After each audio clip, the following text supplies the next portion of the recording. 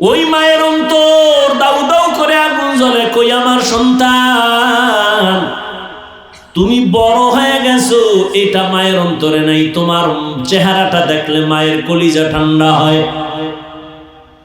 মা অন্তরে অন্তরে ধারণা, আমার ইবাদত করনেওয়ালা সন্তান অনেক দিন হইছে আমার ঘরে আসে না, ইবাদত করে পাহাড়ের চূড়ায়, আমার চেহারা না দেখলে মন ভালো লাগে না।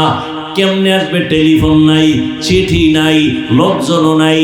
মা সিদ্ধান্ত নিতেছে কষ্ট যদি হয় আমি আমার সন্তানের চেহারা দেখার জন্য আমি প্রয়োজনে পাহাড়ের নিচে গিয়ে দাঁড়াবো।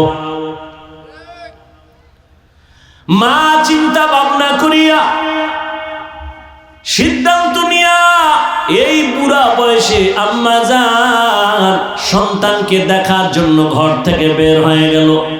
এমন টাইমে বের হয়েছেন সূর্যটা উপরে উঠছে, রোদের তাপ বেড়ে গেছে। রহমতের নবী সাহাবায়ে কেরামদেরকে বয়ান করেন, ওই মা হেঁটে হেঁটে পাহাড়ের নিচে যাইয়া, সন্তান পাহাড়ের উপরে ইবাদতে নামাজে দাঁড়ানো, মা নিচে বইয়া কেমনে সন্তানের ডাক দিছেন। নবী তার হাত মোবারক দিয়া ইশারা দেয় ভাবে, সূর্যের আলো পড়ে হাতটা কপালে লাগাইয়া মা এভাবে উঁচু কইরা ডাক দিছে সন্তানের নাম ধরিয়া, বাবা আমি তোর মা, একটু পাহাড়ের নিচে নেমে আয়, একটা নজর দেখবো, কলিজাটা ঠান্ডা করব, তারপরে বাসায় যাব।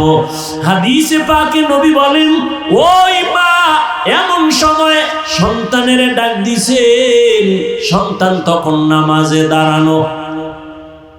সন্তান চিন্তায় পড়ে গেল, মা যে আমারে ডাক দিল, এখন কি আমি মায়ের ডাকে সাড়া দিব নাকি আল্লাহর মোহাব্বতে নামাজে দাঁড়ায় থাকবো? চিন্তা ভাবনা করিয়া যুবক নামাজে দাঁড়াইল, মনে সিদ্ধান্ত নিল আল্লাহর মোহাব্বতের মজার ইবাদত ছাড়বো না, মায়ের ডাকেও সাড়া দিব না। মা একবার ডাকছে, দুইবার তিনবার ডাকিয়া সন্তান যখন সাড়া দেয় না, মা হালকা অন্তরে কষ্ট নিয়া এবার বাড়ির দিকে রওনা ফিরিয়া যায়। মনে দুঃখ, বাবা তোরে দেখার জন্য আসছি,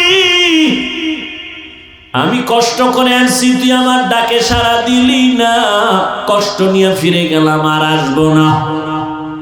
সন্তান ইবাদতে দাঁড়ানো, মা নিয়ত করছে আর আসবো না। বাড়ি যাওয়ার পরে আবার অন্তরে আগুন জ্বলে উঠছে, সন্তানের যদি একটু দেখতে না পারি আমার মায়ের কলিজা ঠান্ডা হবে না।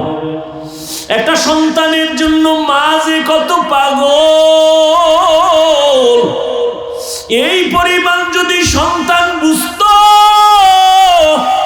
সন্তান নিজের জীবনের চামড়া খুলিয়া মায়ের জুতা বানাইয়া জীবনটা মায়ের খেদমতের জন্য সন্তান হাদিয়া দিয়ে দিত। দুনিয়াদারি বাদ দিয়া বলতো, মা তোমার খেদমত ছাড়া কোনো খেদমত করব না। মায়ের অন্তরে এত দুঃখ, সন্তান ছাড়া মা কিছুই বুঝে না। নিজের স্বামীর জন্য এত কাঁদে না, সন্তানের জন্য মা যেই পরিমাণ কান্না করে। এলাকায় ঘুরে ঘুরে বলে, তঙ্গু বুজুর্গ আমার সাথে জিনা করেছে, এই নাও তার বাচ্চা। এলাকার মানুষগুলো মাথা গরম হয়ে গেল, আমাদের বুজুর্গর এত সুনাম, এত মোহাব্বত করি, সে এমন অন্যায় করবে মেনে নেওয়া যায় না। লোকজন রেডি হইয়া লাঠি ছোটা হাতে নিয়ে দৌড়ায়, পাহাড়ের চূড়ায় গিয়া তার খানকা ভেঙ্গে দিল। যখন একজনে তার শরীর টাচ করলো, দাঁড়ায় কয়ে, দাঁড়াও, আমার শরীর টাচ করছো কেন? বলে তোমার বুজুর্গগিরি মানি না। কেন? বলে তুমি বড় চরিত্রহীন। কেন? বলে আমাদের এলাকার সুন্দরী নারী, তার সাথে তুমি জিনা করেছো, ওই নারীর গর্ভে অবৈধ বাচ্চা, বাচ্চাটা এখন তার কোলে, তোমার জেনার কারণে সেই বাচ্চা আসছে। যুবক চোখের পানি ছেড়ে বলে, প্রমাণ কর ওই মহিলা আমার সামনে দাঁড়াইয়া বলতে পারবে কিনা ওই বাচ্চা আমার? বলে হ্যাঁ পারবে। কয় মহিলাকে নিয়ে আসো। মহিলা যদি বলতে পারে ওই বাচ্চা আমার, যে বিচার হয় মেনে নিব। আর যদি বলতে না পারে তোমরা আর অপবাদ দিবা না, আগে চুপ থাকো, মহিলাকে আনার ব্যবস্থা করো। লোকজন সবাই চলে গেল। যাইয়া মহিলাকে ডাক দিয়া কয়, তুমি যে আমগো বুজুর্গের বিরুদ্ধে অপবাদ দিলা, তার সামনে দাঁড়াইয়া বলতে পারবা কিনা এই বাচ্চা তার? বলে হ্যাঁ পারবো।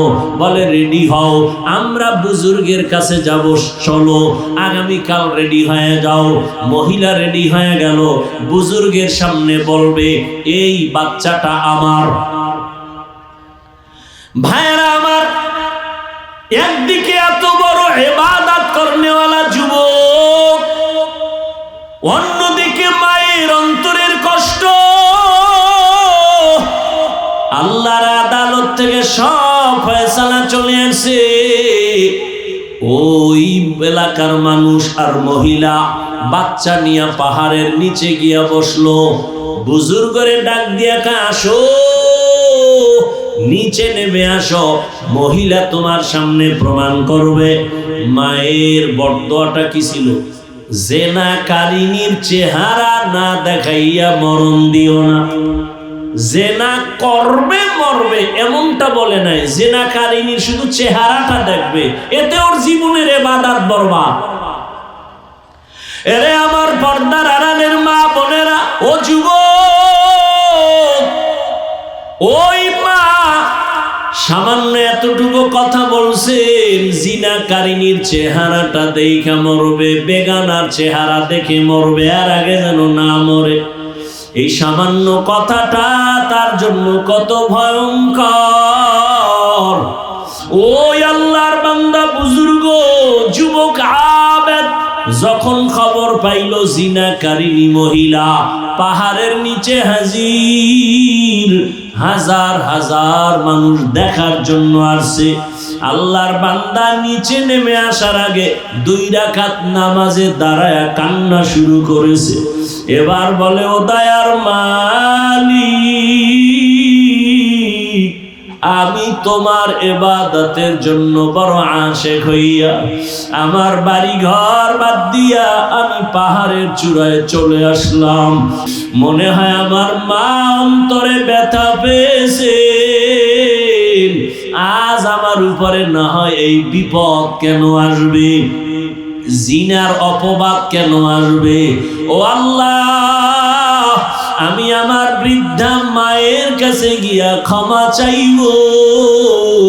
আজকে তুমি আমাকে এই অপবাদ থেকে পবিত্রতার ব্যবস্থা করে দাও। ও আল্লাহ, তুমি জানো আমি কোনো জিনা করি নাই। ও আল্লাহ, তুমি কুদরতের দরজা খুলিয়া দাও, ইজ্জতের হেফাজত করো। আমার যদি বদনাম হইয়াই যায়, মানুষ তখন তোমার ইবাদতের প্রতি বাজে মন্তব্য করবে। যুবক নামাজ পড়িয়া কান্না করিয়া আল্লাহর কাছে দোয়া করিয়া এবার পাহাড়ের নিচে নেমে গেল। নিচে নাইমা দেখে ওই জিনাকারিনী মহিলা দুধের বাচ্চা নিয়ে দাঁড়ানো। এবার চেহারার দিকে তো নজর পড়ে গেল। মাও তো বলেছিল জিনাকারিনীর চেহারাটা না দেখা পর্যন্ত যেন ওর মরণ না হয়। এখন বাধ্য হইয়া জিনাকারিনীর চেহারার দিকে তাকায় বলে, এই জিনাকারিনী, বল এই বাচ্চা কার? বলে বাচ্চা তোমার। বলে নাউজুবিল্লাহ, এই বাচ্চা তো আমার না। বলে অবশ্যই তোমার। এখন যুবক কান্না করে, অন্তরে আমার মালিকের ডাকতেছে, আল্লাহ রাস্তা খুলে দাও। হঠাৎ তার অন্তরে একটা জবাব এসে গেল। যুবক ডাক দিয়া কয়, এই জিনাকারিনী, বাচ্চাটা আমার হাতে দাও। বাচ্চাটা নিজের হাতে নিয়া এইবার অন্তরে আমার আল্লাহ জবাব বের করে দিলেন। বাচ্চাটারে যুবক হাতের মধ্যে নিয়া ওই দুধের বাচ্চাটাকে জিজ্ঞাসা করে, এই বাচ্চা, তুই তো এখন কোনো তোর আমল নামা নাই, কোনো গুনাহ নাই, সত্য কথাটা আমার আল্লাহর কুদরতে তুই বল, তোর বাবাকে। বাচ্চাটাকে যখন প্রশ্ন করা হলো, বল তোর বাবাকে, এ কথা বলা মাত্র ওই জিনাকারিনী মহিলার সামনে হাজারো মানুষ দাঁড়ানো, বাচ্চা যে দুধের বাচ্চা কথা বলতে পারে না, জবান খুলে গেল। বাচ্চা ডাক দিয়া কয়, আমার বাবা হলো ওই মাঠের রাখাল, আমার বাবা ওই রাখাল। মানুষজন সব চমকে উঠলো, ও জেনাকারিনী এই ষড়যন্ত্র করেছো।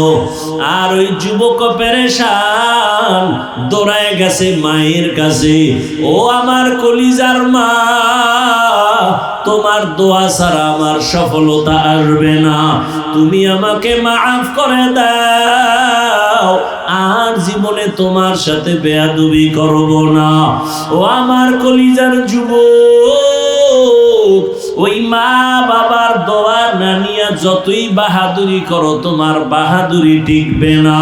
তুমি বড় ডাক্তার যদি হতে চাও, মা বাবার দোয়া ছাড়া সম্ভব না। এখনো সময় আছে, মা বাবার দোয়া নিয়ে সামনে আগাও। একটা ভালো ডাক্তার হও, ইঞ্জিনিয়ার হও, ওই মা বাবার শিক্ষকের দোয়া নাও, আলেম ওলামাদের দোয়া নাও। ও পর্দার আড়ালের আম্মা জানেরা, আপনাদের সন্তান যদি ভালো বানাতে হয়, আপনাদের দোয়া ছাড়া, চেষ্টা ছাড়া সম্ভব হবে না।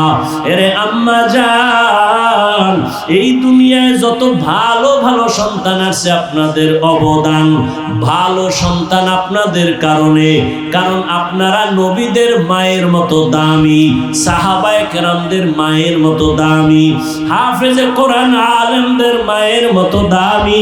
আপনারা তো খাদিজা রাদিয়াল্লাহু আনহার মতো দামি নারী, ফাতেমা রাদিয়াল্লাহু আনহার মতো দামি নারী, আয়েশা রাদিয়াল্লাহু আনহার মতো দামি নারী। ও পর্দার আড়ালের আম্মা জান, আপনার মতো কত মা এই অঞ্চলে এখনো আছে, বেপর্দায় চলে না, নামাজ ছাড়ে না, স্বামীর মাল নষ্ট করে না, মোবাইলে সময় নষ্ট করে না। সন্তান আল্লাহ দান করেছেন, ডাক্তার বানাবেন, তবে বেয়াদব বানাবেন না, আদর্শ ডাক্তার বানায় দেন, আদর্শ ইঞ্জিনিয়ার বানাবেন। নবীজির আদর্শ নিয়া সবাইকে সম্মান করবে, গুণামুক্ত হয়ে চলবে। ডাক্তার হলো সন্তানের জীবন ধন্য, এর বরকতে আপনার জীবনটাও পরকালে ধন্য হবে। এরে আম্মা জান, এখনো সময় আছে, তওবা করেন। জীবনে তো বেপরদায় কম ঘুরলেন না, আজকে থেকে নিয়ত করেন আর বেপরদায় চলবেন না, স্বামীর মাল খেয়ানত করবেন না, আর কোনদিন সন্তানকে লাইন ছাড়া চালাবেন না, মোবাইলে সময় নষ্ট করবেন না। আমার যুবক বাবারা, এখনো সময় আছে, তওবা করে নাও। দুনিয়ায় কতদিন আর থাকবা? চোখের সামনে শুধু লাশ আর লাশ, গাড়ির নিচে যুবকের লাশ, পানির নিচে ঘুমের বিছানায় যুবকের লাশ। আল্লাহর কাছে তওবা করে নাও, মনের বুঝাও রে মন, জীবনে তো দাড়ি কম কাটলাম না, নামাজ কম ছাড়লাম না, বেপরদায় কম চললাম না, আর জীবন কতদিন আছে জানা নাই। আজকে থেকে তওবা করে নাও, জীবনে আর নামাজ ছাড়বা না, দাড়ি কাটবা না, বেপরদায় চলবা না। মা বাবার দোয়া নিয়া, শিক্ষকের দোয়া নিয়া, উলামায়ে কেরামের পরামর্শ নিয়া, নবীজির আদর্শ মেনে চলবা। তওবা করার মতো যদি অন্তর তৈরি হয়, খাঁটি তওবার নিয়ত যাদের আছে, দুটো হাত আল্লাহকে দেখাইয়া দাও। আয় আল্লাহ, হাতগুলো কবুল করে নেন। وطبيبنا وطبيب قلوبنا ومولانا محمدا عبده ورسوله اللهم صل على محمد النبي الأمي وعلى آله وسلم تسليما وبعد فأعوذ بالله من الشيطان الرجيم بسم الله الرحمن الرحيم يا أيها الذين آمنوا اتقوا الله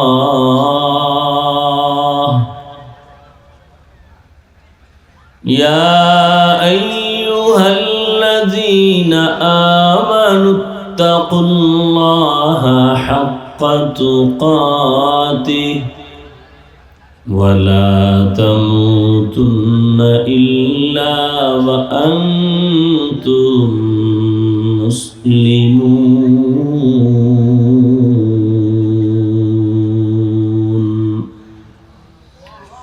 وقال رسول الله صلى الله عليه وآله وسلم ألا كلكم راعٍ وكلكم مسؤول عن رعيته أو كما قال النبي عليه الصلاة والسلام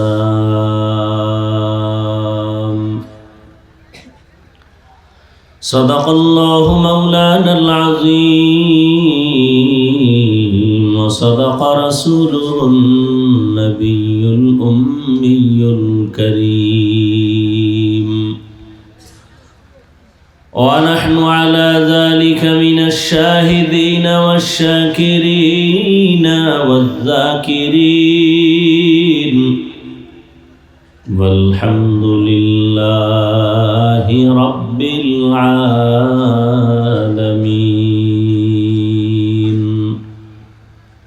سبحانك لا علم لنا إلا ما علمتنا إنك أنت العليم الحكيم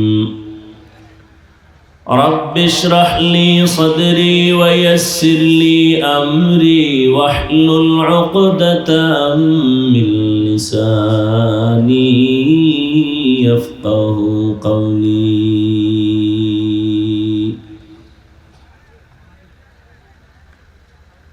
निगाह मुमिन से तो बदल जाती है तकदीर निगाह मुमिन से तो बदल जाती है तकदीर ये बंदा की कुव्वत नहीं कुदरत का इशारा ये बंदा की कुव्वत नहीं कुदरत का इशारा ऐ मर्द खिरत तर्क मासी की ज़रूरत ऐ मर्द खिरत तर्क मासी की ज़रूरत अब सोहबत सालेह की सवा कोई नहीं चारा अब सोहबत सालेह की सवा कोई नहीं चारा मरदूद है पीछे हमें खबर नहीं लेकिन मरदूद है पीछे हमें खबर नहीं लेकिन एक वक्त में हालाक जो अमाल है सारा एक वक्त में हालाक जो अमाल है सारा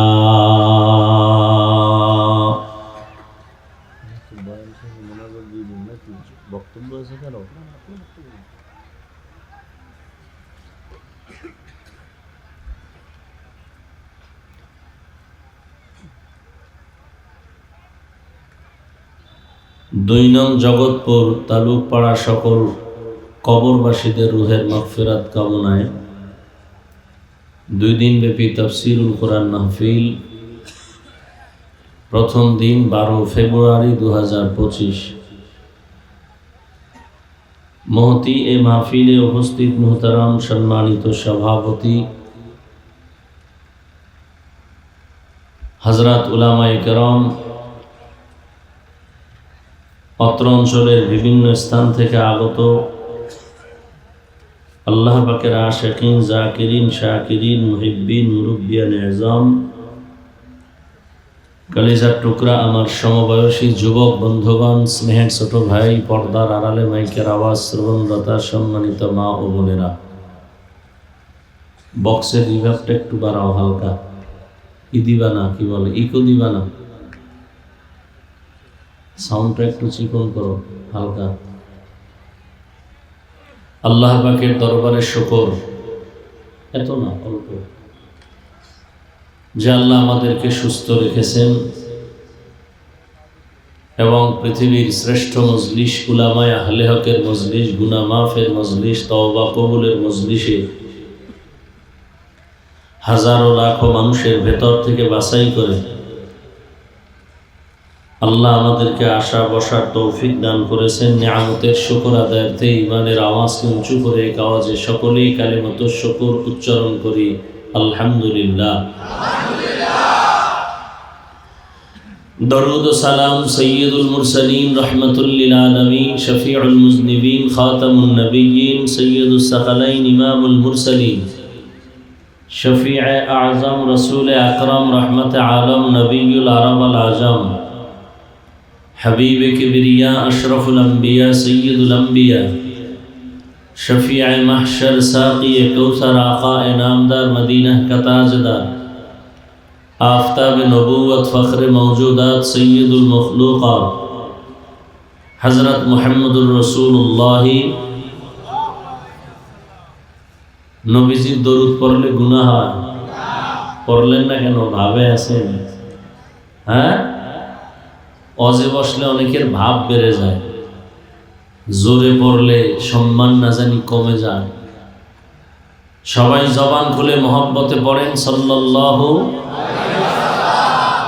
আবার পড়েন,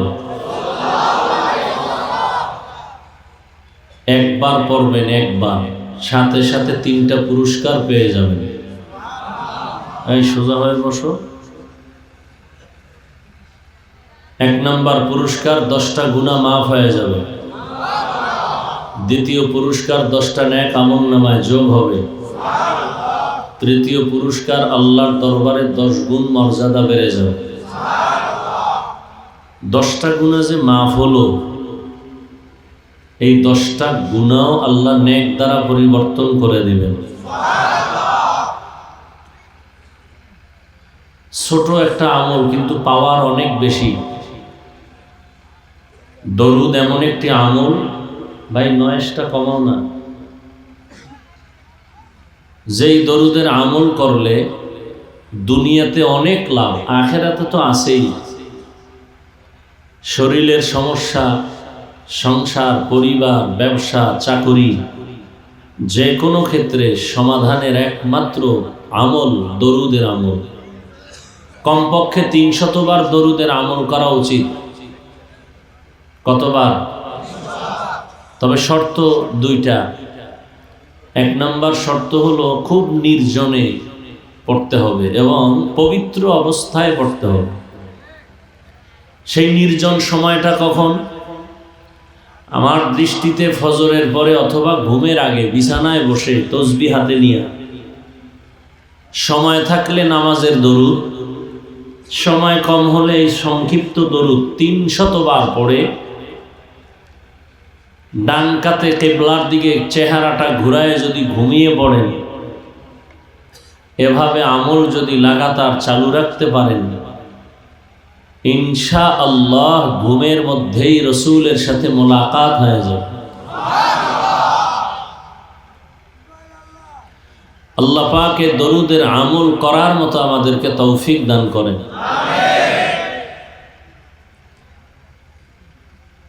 দুনিয়াতে তো বহু বাহাদুরি করি, আজকে আমি এক লাইনের বাহাদুর, আপনি আর এক লাইনের বাহাদুর, কিন্তু এই বাহাদুরির যে কোনো মূল্য নাই, এটা দুনিয়াতেই শেষ সময় দেখায় দিয়ে এরপরে মানুষ চলে যায়। কথিত আছে পৃথিবী শাসন করেছেন দুইজন, শোষণ করেছে দুইজন। শাসক যিনি শাসন করেন তাকে বলে শাসক, যিনি শোষণ করে সে হলো শোষক। শোষণ করে যে সে জালেম, শাসন যিনি করেন সে আদেল। শোষণ করেছে পৃথিবী দুজন, শাসন করেছেন পৃথিবী দুজন। একটা অক্ষরের শব্দের কারণে কথার টার্গেট ভিন্ন হয়ে যায়। শোষণ করেছে দুজন, নমরুদ, বখতে নসর। শাসন করেছেন দুজন মুসলমান, শোষণ করেছে দুজন কাফের। একজন শাসক সুলাইমান পয়গম্বর, আর একজন শাসক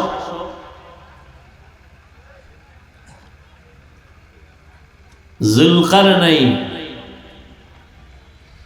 অনেকে সেকান্দার বাদশা বলে।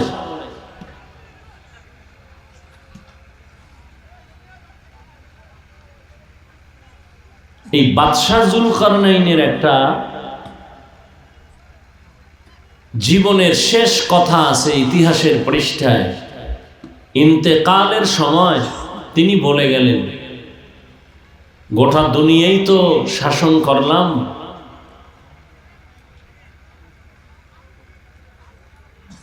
ইন্তেকালের পরে জানাজা হবে, কাফনের ভেতর থেকে আমার হাত দুটো এরকম বের করে বাজারে ঘুরে দিয়া এরপরে কবরে নিবা। তার ওসিয়ত মতে তাই করা হলো। যখন খাটিয়া কাঁধে নিয়া দুহাত এরকম করে বাজারে ঘুরাইয়া নিয়ে যাচ্ছে, দুনিয়াদারের মন্তব্য একরকম, আখেরাত ওয়ালাদের মন্তব্য আর এক রকম। ওই যে একটা কথা আছে প্রবাদ, যে যেমন তার আন্দাজটাও তেমন।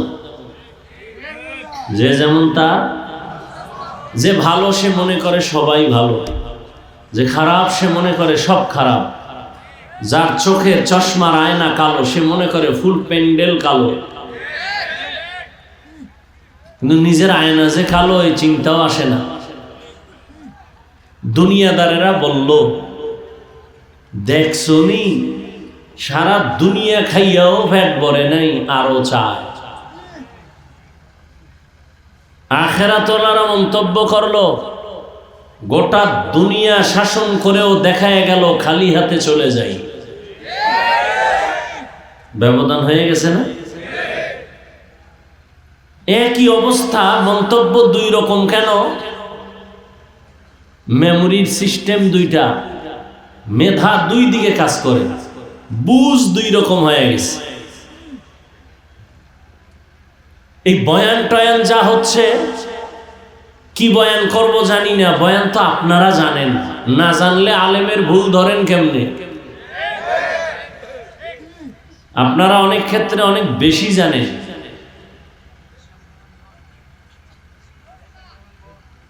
এরপর অনেকে বলে আমরা না জেনে অন্যায় করি।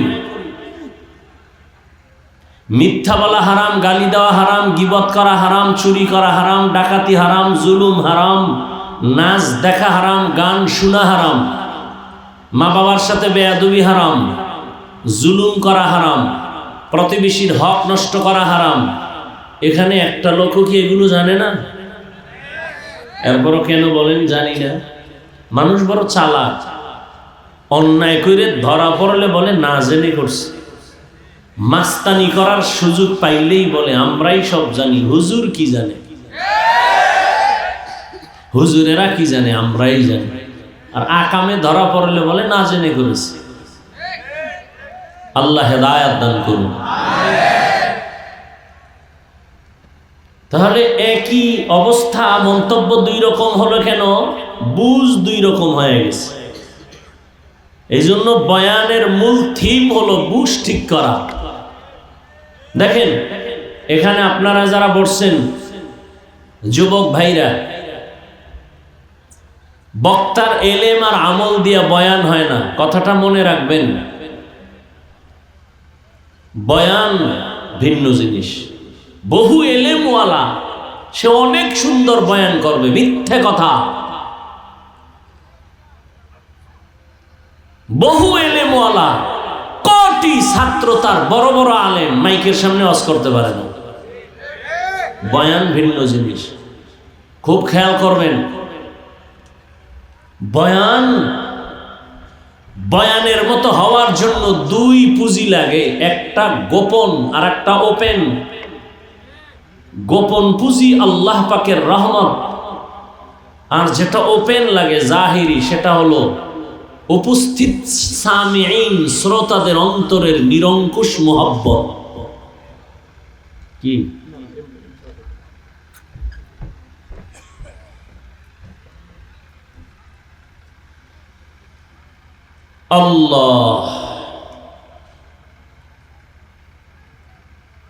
আল্লাহর রহমত লাগবে, শ্রোতাদের অন্তরের নিরঙ্কুশ মোহাব্বত। এই দুইটা যখন এক হবে তখন বয়ান হবে। বয়ান আল্লাহ বের করে দেন। বয়ান তো সবাই করে, কিন্তু বয়ানের মধ্যে একই বয়ান, ফলাফল ভিন্ন। এটা কোন থানা? তিতাস। কোন একটা অপরাধীকে থানার ওসি সাহেব বা পুলিশ তাকে গ্রেফতার করে থানায় নিয়ে গেল, কোন একটা যুবক ধরে নেন, নিয়া থানায় আটকাই, এমন বেতের বাড়ি। কিন্তু আশ্চর্য যে এক ফোঁটা চোখের পানি ফেলে না, শুধু চিল্লায়, কান্না নেই। আল্লাহ পশুকে বিবেক দেন নাই ভালো মন্দ যাচাই করার জন্য, মানুষকে দিছেন। মানুষ হিসেবে একটু খেয়াল করেন।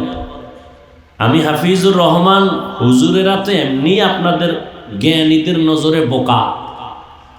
আপনারা হুজুরদেরকে বোকা মনে করেন এবং বলেও বেড়ান চায়ের দোকানে, হুজুরেরা কি জানে। আর আমি হাফিজুর রহমান তো ট্রিপল বোকা। আমার এলেম নাই, আমল নাই, আল্লাহ কি জন্য কণ্ঠ দিছে তাও জানি না। আপনারাই বলেন হাফিজুর রহমান কি ওয়াজ করবে, কেচ্ছা কাহিনী ছাড়া, আর তার কাছে কোনো ওয়াজ নাই। আপনারাই বলেন, আবার আপনারাই বয়ান শুনতে আসছেন, জানি না এর মধ্যে কি হিকমত।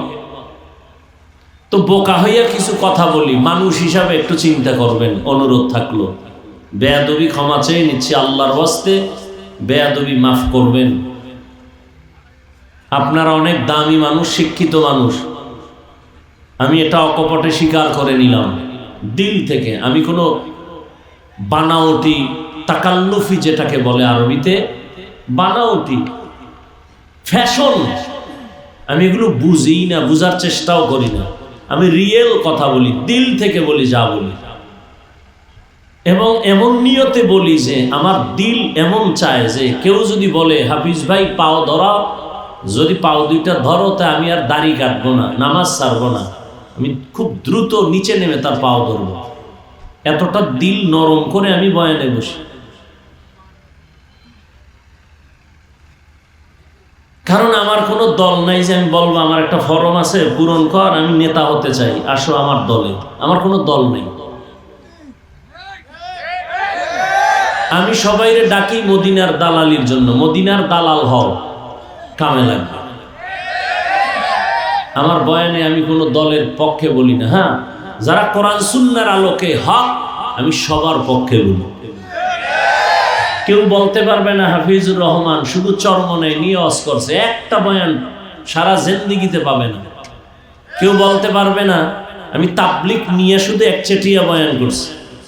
কেউ বলতে পারবে না যে আমি শুধু দেওবন্দি নিয়ে বয়ান করছি। যারা হক কোরআন সুন্নাহর আলোকে, আমি সবার পক্ষে বলি। টার্গেট মদিনার আদর্শের উপরে মানুষকে ডাকা, ভিন্ন কোনো চিন্তা নেই।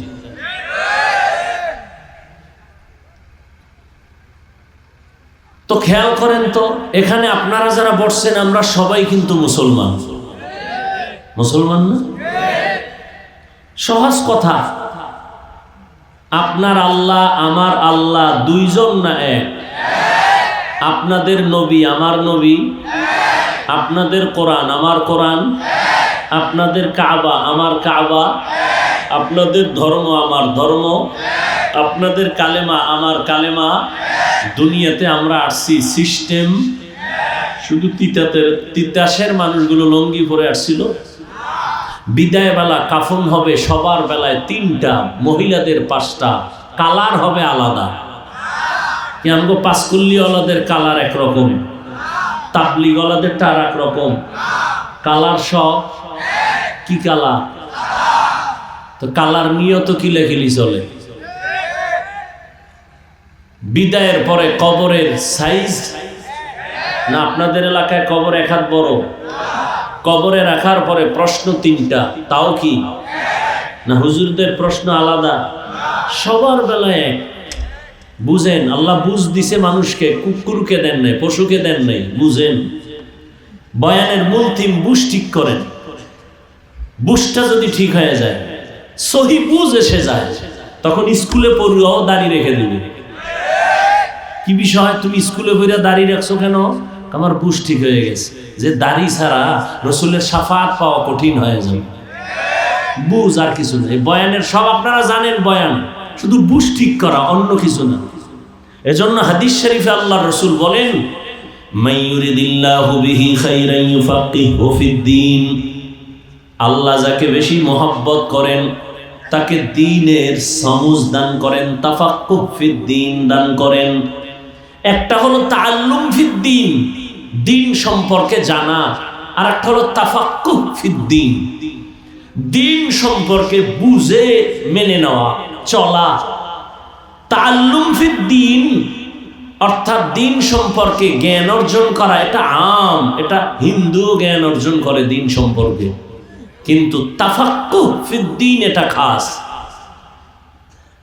আল্লাহ তাআলা যাকে পছন্দ করেন তাকে তাফাক্কুহ ফিদ্দীন দান করেন, তার মানে সে দ্বীন যতটুকু জানে তার থেকে বেশি মানে।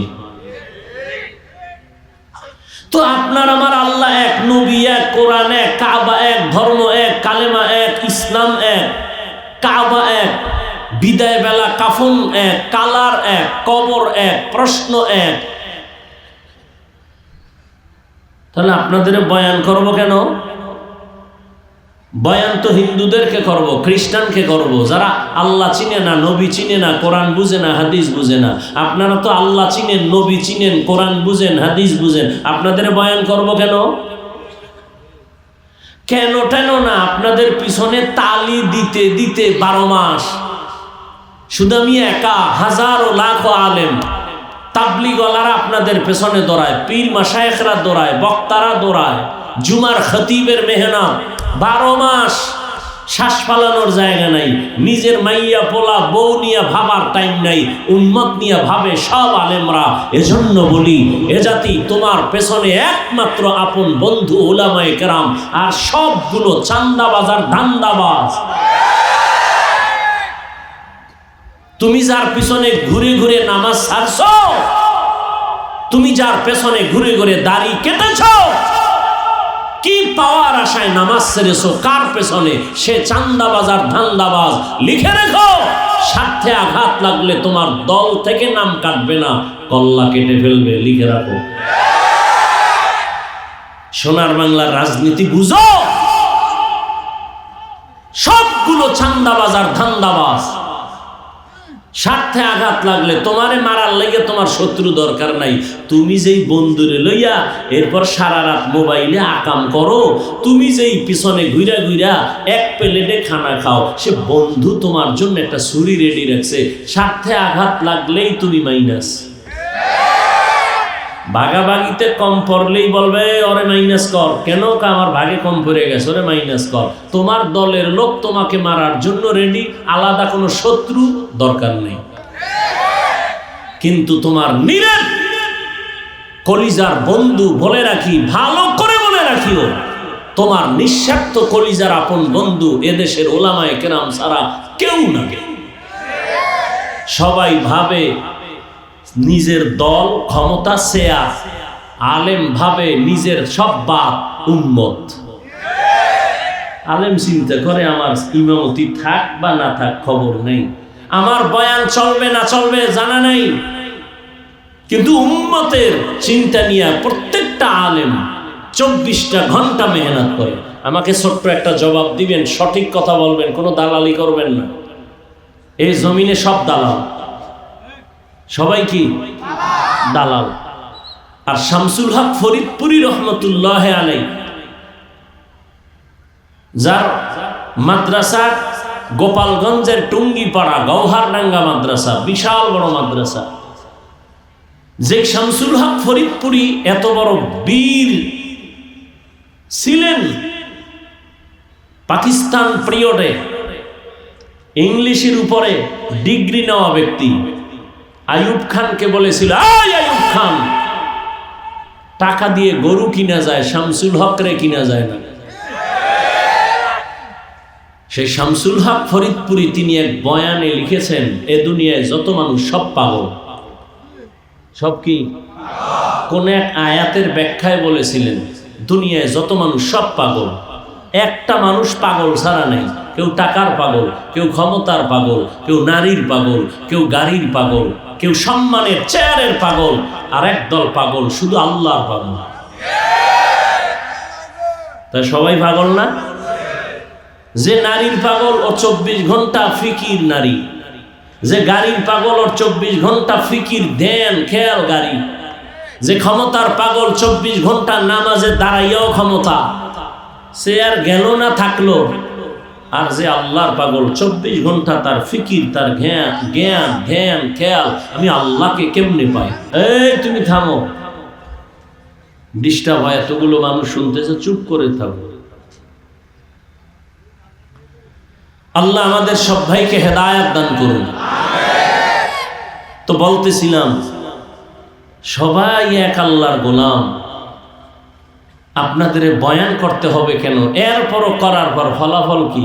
এই যে এত মানুষ এখানে, অনেকে বলবো মাশাআল্লাহ আমাদের আশিকুর রহমান মাসুম ভাই মর্দে মুজাহিদ নিবেদিত প্রাণ দিনের জন্য, এ যদি আজকে এখানে একটা গানের আসর জমায়ে ফেলতেন, কেউ বিরোধিতা করতো না, সবাই বাহবা দিত।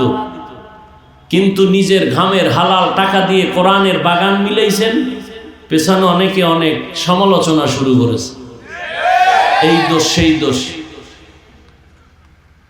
দেখেন তো, আপনারা বলবেন অনেক লোক হয়েছে, কি লাভ হবে এই চাপাবাজি করে? অথচ এখানে বহু আল্লাহর বান্দা বসে আছে, আজকে ফজর পড়ে নাই, জহুর পড়ে নাই, আসর পড়ে নাই, মাগরিব পড়ে নাই, এশাও পড়ে নাই। এখানে এশার জামাত হইছে না? আর আল্লাহর কিছু বেশি আশেকরা ওই সিফায় বিড়ি ডান্সে জামাতে আসে নাই। মোনাজাতের পরে বাসায় গিয়া মোবাইল নিয়ে, আবার মোবাইলের ডিউটি তো এখন কঠিন, মা বাবার হক আদায় না করতে পারলেও মোবাইলের হক যথেষ্ট। আল্লাহ যদি উসিলায় মাফ করে, সারা রাত মোবাইল দরজা জানালা বন্ধ করে জেনা চলে, ঘরের রুমে রুমে মোবাইলটা ওপেন করে কবিরা গুনাহ কবিরা গুনাহ কবিরা গুনাহ সারা রাত করে, কানের জেনা, চোখের জেনা, জবানের জেনা, অন্তরের জেনা, সারা রাত চেহারাটা নষ্ট করে ফেলেছে। সে তো মনে করে আমাকে তো প্রিন্স মনে হয়। তুমি কার্টুন হয়ে গেছো, কার্টুন দেখতে দেখতে নিজে কার্টুন হয়ে গেছে। আমাদের বরিশালে কাঠের ঘর বানায় দোতলা, তো আমাদের দেশে ওই যে দোতলা বানায় যে পাটাতন বলে, তক্তা দিয়া, যার উপরে এটাকে আড়া বলে, লম্বা আড়া। তো ওই কাঠ খাওয়ার একটা পোকা আছে, ওই পোকায় কাঠ যখন খায় উপরে ফিটফাট, ভিতরে কিচ্ছু থাকে না। প্রত্যেকটা মোবাইলওয়ালার ভেতরের অবস্থা সব ধ্বংস, উপরে দেখা যায় খুব ভালো না। তোমার এই মোবাইলের গুনাহ দেখতে দেখতে কিডনি দুর্বল, হার্ট দুর্বল, ব্রেন দুর্বল, চরিত্র তো নাই, ওই লেখাপড়া নাই। এখন বাকি আছে তোমার ভেতর একটা রূহ, আজরাইল যদি নিয়ে চলে যায় তুমিও নেই। বলে গেলাম, মোহাব্বত নিয়ে বললাম, কাউকে আক্রমণ করার জন্য না। যুবক, তুমি কে জানো? তুমি তোমাকে চিনো না। এই জন্য আল্লাহ কোরআনে নিজে বলছেন, নিজে বলেন, আমাকে চিনতে চাও আগে নিজেকে চেনো।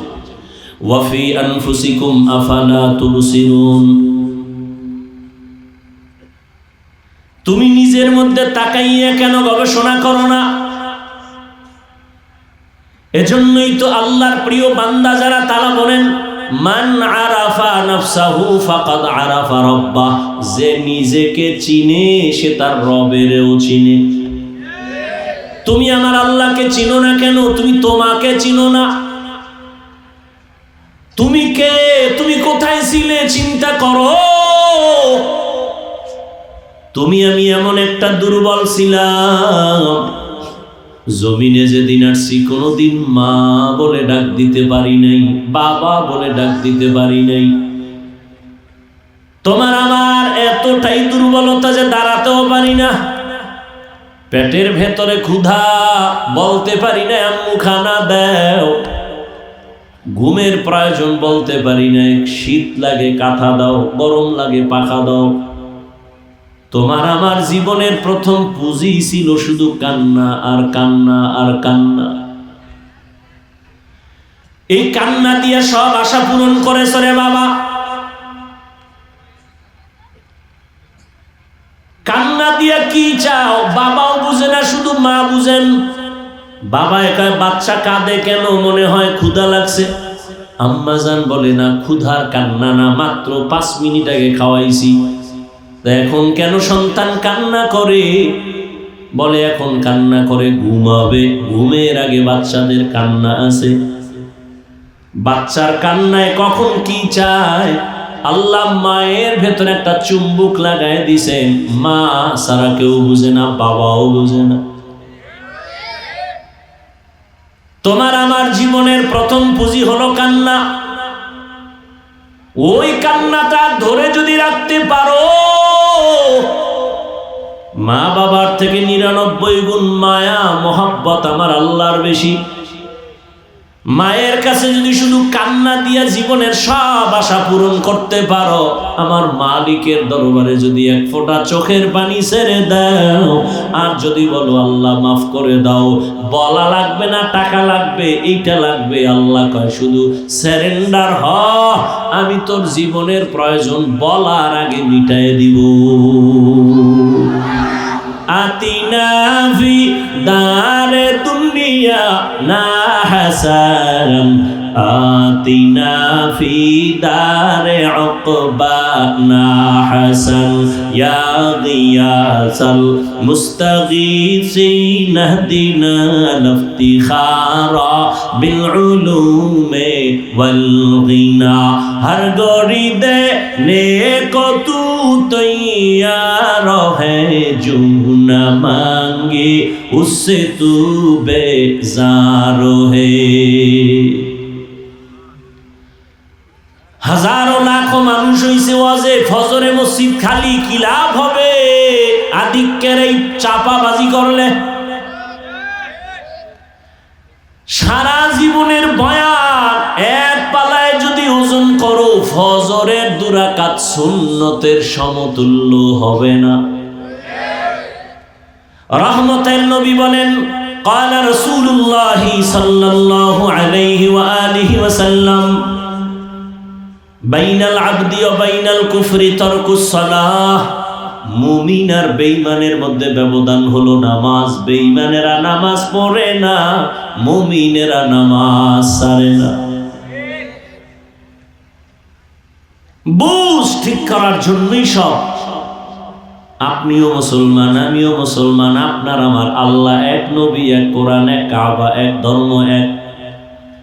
অথচ আমি আপনাকে বয়ান করি টুপির জন্য, দাড়ির জন্য, নামাজের জন্য, পর্দার জন্য, হালালের জন্য।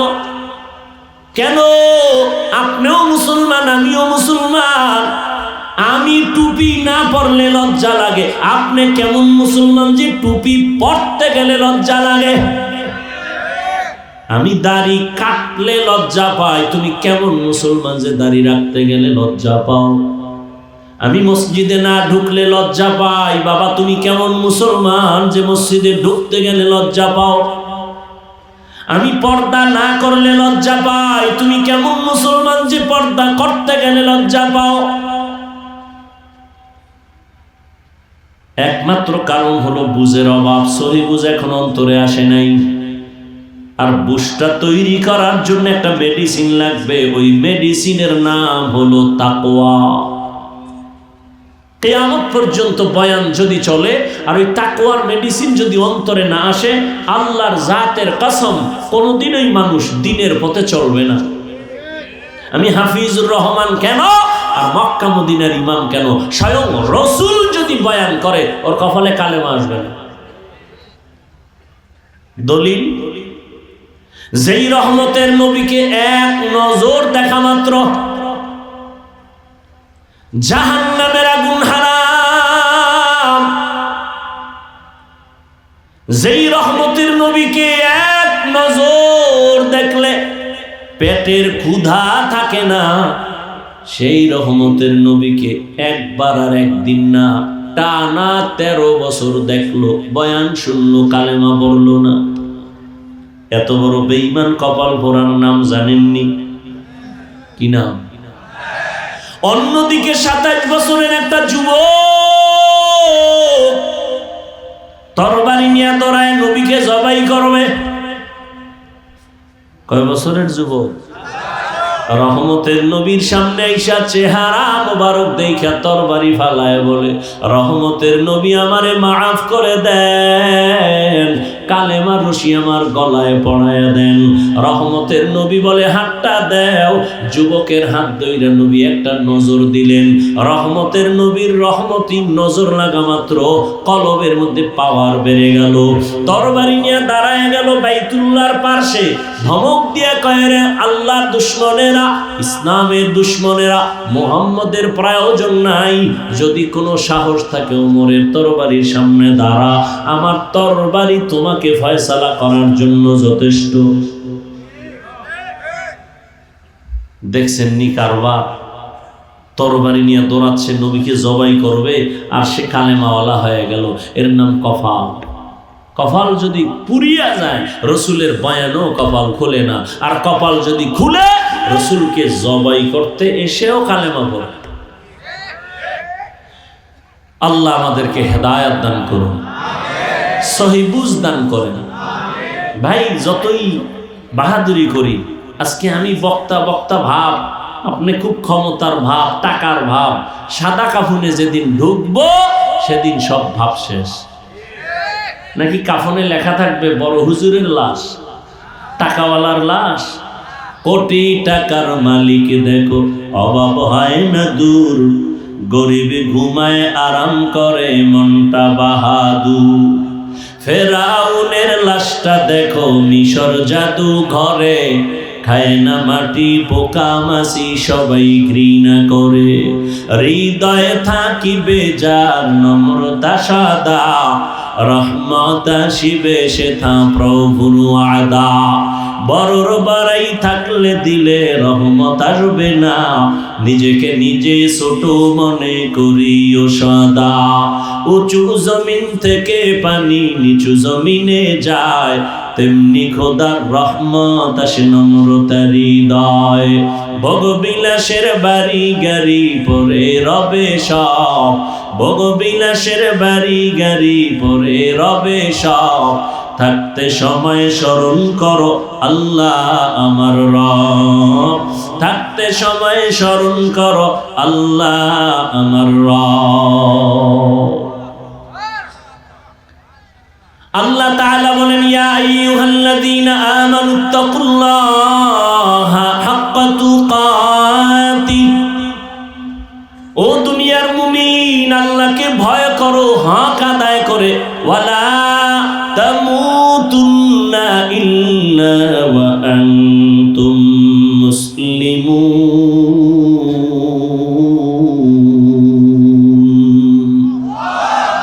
মুসলমান না হইয়া মরিও না। রহমতের নবী বলেন, আলা কুল্লুকুম রাঈন কুল্লুকুম মাসউলুন আন রাইয়াতিহি, সাবধান হে উম্মত, তোমরা প্রত্যেকেই দায়িত্বশীল। আল্লাহর আদালতে দাঁড়াইয়া দায়িত্বের জবাব দিতে হবে, পালানোর কোনো সুযোগ নেই। মরণ থেকে যতই পালাও, মরণ তোমায় নিবে ঘিরি।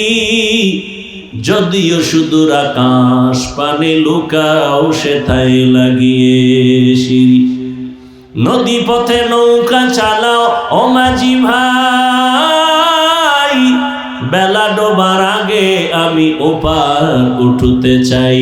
ডুবে গেলে বেলারে আর উঠে না, ভেঙ্গে গেলে মেলারে আর জমে না।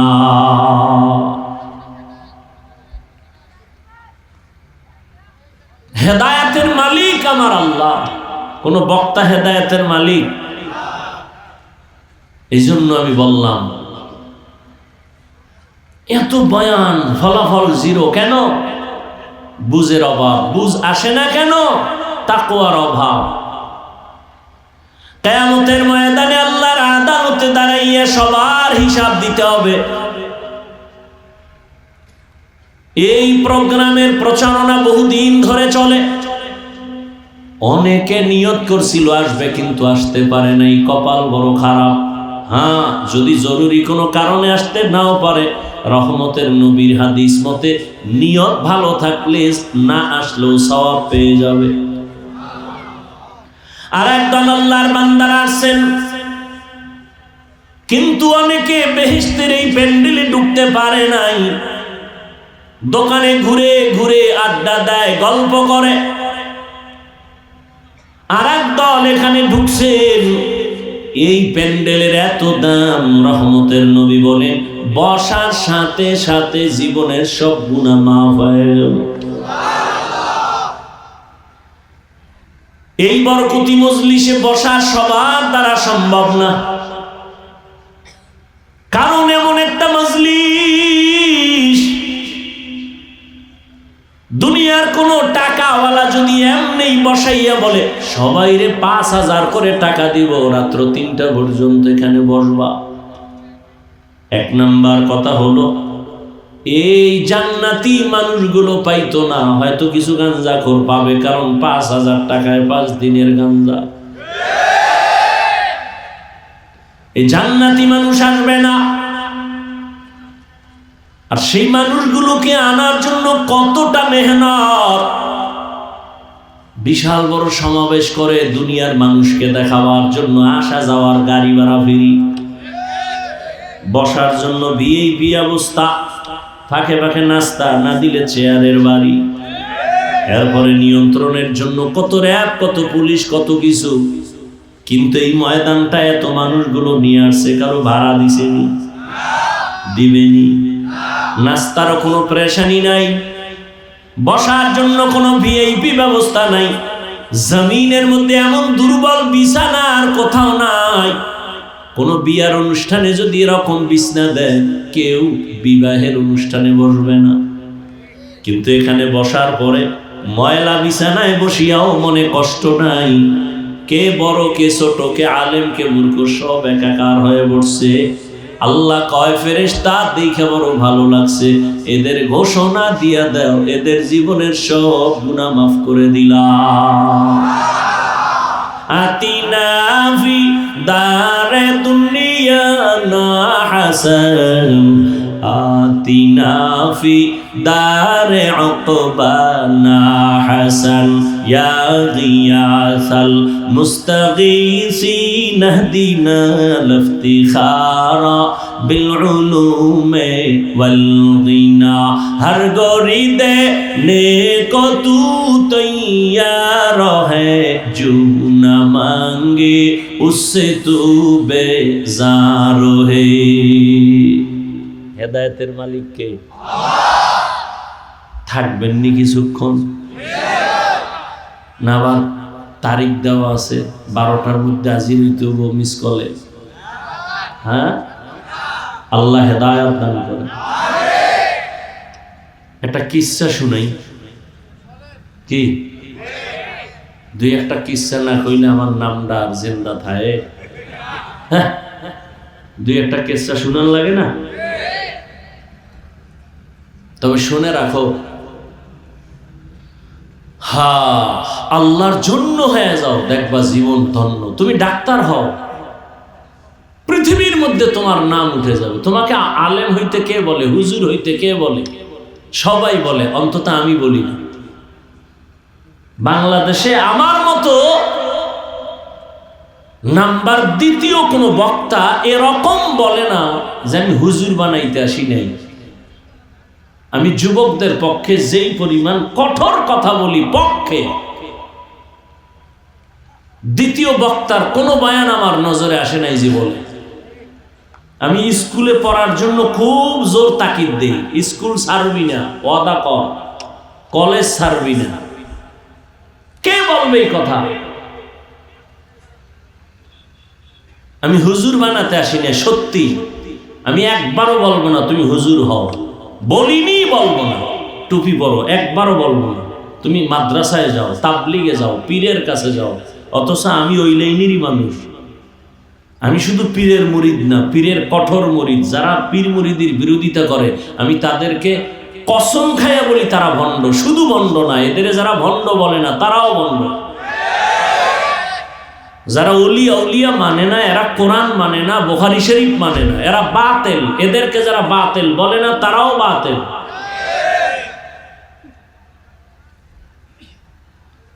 আল্লাহ হেদায়েত দান করুন। এক যুবক আল্লাহর খুব প্রিয় গোলাম হয়ে গেছে, বুঝ ঠিক হয়ে গেছে। দুনিয়ার লাইনের এক যুবক, জীবনে মাদ্রাসায় পড়েনি, কিন্তু আল্লাহওয়ালাদের নজরের মধ্যে পাওয়ার আছে। ওই পাওয়ার লেগেছে তো অন্তরের পরিবর্তন শুরু হয়ে গেছে। আরে ভাই, এটা গাঞ্জাখোরের নজরেও পাওয়ার আছে। আল্লাহর প্রিয় বান্দাদের নজরে পাওয়ার থাকবে না কেন? আপনারা দেখেন না মাঝে মাঝে আপনাদের এলাকায় ধানের জমিন, কদু গাছের জমিন, খেতে জুতা টানায়, জুতা টানায়নি মাঝে মাঝে? কেন? এটা বরকতের জিনিস, নমরুদের গালে লাগছে। জুতা টানাইলে কদুগুলো বড় হবে, পোকা হবে না, এই জন্য টানায়। কি জন্য টানায়? বদনজর থেকে বাঁচার জন্য। বদনজর কার? পীর সাহেব, কোন হুজুরের? এলাকার সব থেকে গাঞ্জাখোর বেআমলওয়ালা, ওর নজরে মারাত্মক রিয়াকশন। একটা দুধের বাচ্চা, ফুটফুটে গোলাপ, নজর দিছে তো অসুস্থ হয়ে গেছে। ডাক্তার কয় কোনো রোগ নাই, মুরব্বীরা কয় বদনজর লাগছে, তাড়াতাড়ি পানি লাও, পানি ভরা নাও, তেল ভরা নাও, ঔষধে হবে না। এটা গাঞ্জাখোর বদনজর দিছে। গাভীর দুধ হয় 13 কেজি, এত দুধ গাভীর, পরের দিন থেকে 3 কেজি ঠাইনাও বের করা যায় না, বদনজর লেগে গেছে। এটা গাঞ্জাখোরের নজরে যদি পাওয়ার থাকে, একজন তাহাজ্জুদওয়ালা, জিকির করনেওয়ালা, আল্লাহওয়ালার নজরে কেন পাওয়ার থাকবে না? আল্লাহওয়ালার নজর লাগছে তো যুবকের কলবের মধ্যে পাওয়ার পরিবর্তন শুরু হয়ে গেছে। এতদিন নামাজ পড়তে মজা লাগতো না, এখন নামাজ না পড়লে মজা লাগে। কি যুবক বাবা, আমি কিন্তু খুব খেয়াল করি। আমি বলি নাই তুমি টুপি দাও, পীরের কাছে যাও, তাবলিগে যাও, বরং আমি বলবো তুমি স্কুলে পড়ো, আলহামদুলিল্লাহ, ছাড়িও না স্কুল, কলেজে পড়ো, চাকরি করো, ব্যবসা করো, কোনো বাধা নাই, পড়ো। ডাক্তার হও, ইঞ্জিনিয়ার হও, প্রফেসর হও, তবে দাবি আমার একটা, শেষ বেলা বলবো দাবিটা কি। স্কুলে পড়ো, ডাক্তার হও। আমি কলিজা দিয়া দোয়া করি তুমি ডাক্তার হও, ইঞ্জিনিয়ার হও, প্রফেসর হও, সাংবাদিক হও। তবে একটা দাবি আমার থাকবে, ছোট্ট এক দাবি, আল্লাহ কবুল করেন শেষ সময় সেটা বলবো। যুবক, পরিবর্তন এসে গেছে, আল্লাহর ওলির নেক নজর লাগছে তো এখন নামাজ। নামাজ তো নামাজি, কেমন নামাজ? আজান হওয়া মাত্র আল্লাহর বান্দা মসজিদে আজানের আগেই হাজির হয়ে যায়। এক বেলার নামাজ, ওই বান্দার কোনো কাজা হয় না, কাজা হবে দূরের কথা, তাকবীরে উলাও তার ছুটে না। আল্লাহর বান্দা যুবক এতটাই ইবাদত করতে করতে আল্লাহর প্রিয় ইবাদতে মগ্ন হয়ে গেছেন। যুবক একদিন চিন্তা করে, আমি নামাজ পড়ি ঠিক, তবে আমি নামাজের পরে বাহির হইলি তো আমার একটু চোখের গুনাহ শুরু হয়ে যায়, বেগানার নজর লাগে, মানুষের পেরেশানি। এখান থেকে আমি বের হইয়া ভালো একটা নিরিবিলি জায়গা যদি পাইতাম, ওই জায়গায় গিয়া আমি আল্লাহর ইবাদতে শুধু দিন রাত কাটাইতাম, খানারও চিন্তা নাই, ঘুমানোরও চিন্তা নাই। ঘরের ভেতরে তার মা, বৃদ্ধা মা, আর কোনো মহিলা নাই। ওই যুবক ভাবতেছে কোথায় যাইয়া নিরিবিলি আমি আল্লাহকে ডাকবো, কোলাহল মুক্ত হয়ে যাব, আমার যেন চোখের গুনাহ না হয়, আমার যেন জবানের কোনো গুনাহ না হয়। আমরা তো নামাজ পড়ি, বয়ান করি, কিন্তু প্যান্ডেল থেকে বের হইলেই তো গুনাহ শুরু হয়ে যাবে, জবানের গুনাহ, কানের গুনাহ, চোখের গুনাহ, অন্তরের গুনাহ। ওই যুবক ভাবতে ভাবতে ভাবতে হঠাৎ অন্তরের মধ্যে একটা জবাব এসে গেছে। বাড়ির অদূরে একটি পাহাড় আছে, জঙ্গল, ওই পাহাড়ের চূড়ায় যাইয়া আমি আল্লাহর ইবাদতে কাটাবো, আর বাড়ি ঘরের চিন্তাও করব না। মানুষ একটা কাজে যখন ধ্যান দিয়া করে তখন খানা দানার ফিকির থাকে না। ঠিক আল্লাহর মুহাব্বতের বান্দারা যখন ইবাদতে মশগুল হয়ে যায় তখন আর দুনিয়ার লাইনে কানেকশন থাকে না, খানা দানার ফিকির থাকে না। কেমন যেন ইবাদত করলেই তার পেটের ক্ষুধা নিবারণ হয়ে যায়। ওই আল্লাহর বান্দা যুবক পাহাড়ের চূড়ায় গিয়া ইবাদত করার নিয়ত করে মায়ের থেকে বিদায় নিয়ে চলে গেল পাহাড়ের চূড়ায়, জঙ্গলে। বৃদ্ধা মা, ঘরের মধ্যে কেউ নাই, আল্লাহর মোহাব্বত তার অন্তরে গালেব হয়ে গেছে। ও আমার কলিজার যুবক,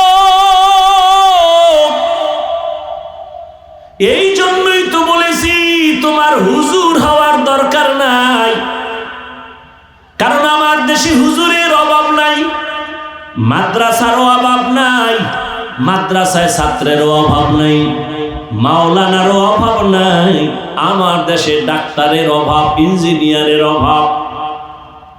তুমি একজন ডাক্তার হও, তবে আমার ছোট দাবি তুমি কোনোদিন বেয়াদব হইও না রে বাবা।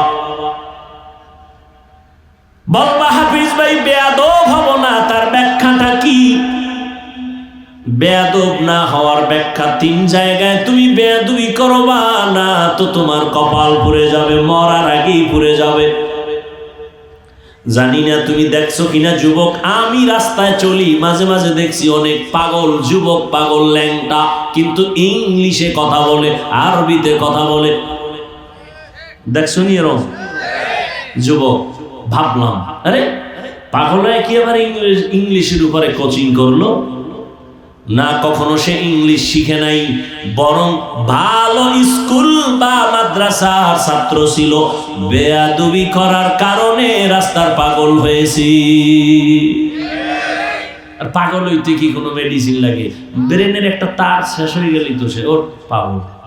আর তার মা ঠিক আছে, সব আউলায় নাই, খালি একটু মদ পান কইরা এর মাথা নষ্ট। বউরে মা কয়, এই মদ পান করে কেউ জিকির করছে? হ্যাঁ, আমি বলি তো বাংলাদেশে, সারা দুনিয়ার লাইনে যত বড় ভিআইপি তত বড় মদখোর। দুনিয়ার লাইনে যে যত বড় ভিআইপি সে তত বড় সুদখোর। বড় সুদখোর না হইলে ভিআইপি হয় না, বড় মদের বোতল না খাইলে ভিআইপি হয় না। আর এগো হাতে যদি দাও ধর্মের চাবি, তো কি উপায়? শিয়ালের হাতে যদি মুরগি দেয় আমানত, শিয়াল পণ্ডিত 3 দিন পরে নিউ, শিয়াল কয় মা ফসাই দোয়াও চাই, 1 সেকেন্ডের জন্য আর দেওয়া হবে না, জিন্দা কেন মরাও না, এটা পেটের ভিতরে কিমা হয়ে গেছে। তো শিয়ালের হাতে মুরগি আমানত রাখলে যা হয়, ধর্মের চাবি সুদখোর হারামখোরের হাতে রাখলে তো তাই হবে। হারামখোরের হাতে ধর্মের চাবি রাখছে কে? জিবরাইল। কথা বল না কেন? কে রাখছে? আমরা কইতে কষ্ট লাগে না? ভোটের আগের রাত্রে টাকা নিয়ে পায়খানা খাইছো, তো কষ্ট লাগে নাই? চেয়ারম্যান কে আমারে ভোট দিস, কয় হাদিয়া বাড়াইস। চেয়ারম্যান ভোর রাত্রে হাদিয়া দেওয়া লাগে না জানে না, দিতে দিতে শেষ। কবে আর কি করবো? কয় বাড়ি বেশ। বুদ্ধি নেই? আমগো চেয়ারে যখন বসবা তখন আমগোটা খাইও। চেয়ারম্যানকে বুদ্ধি তো জীবনে কেউ দেয় নাই। বেশ বাড়ি সব দিয়া চেয়ারে বইয়া সব খাইতেছে, জনগণেরটা খায়। তাহলে চেয়ারম্যান আগে খাইলো হারাম না জনগণ খাইলো আগে? ভালো করে মনে রাখিও, জনগণ হারামখোর হলে ওদের নেতাও হারামখোর হবে। জনগণ নামাজি হলে ওদের নেতাও নামাজি হবে। চেয়ারম্যানকে গালি দাও কেন? চেয়ারম্যান থেকে তো হারাম আগে তুমি খেয়েছো। আল্লাহ হেদায়েত দান করুন।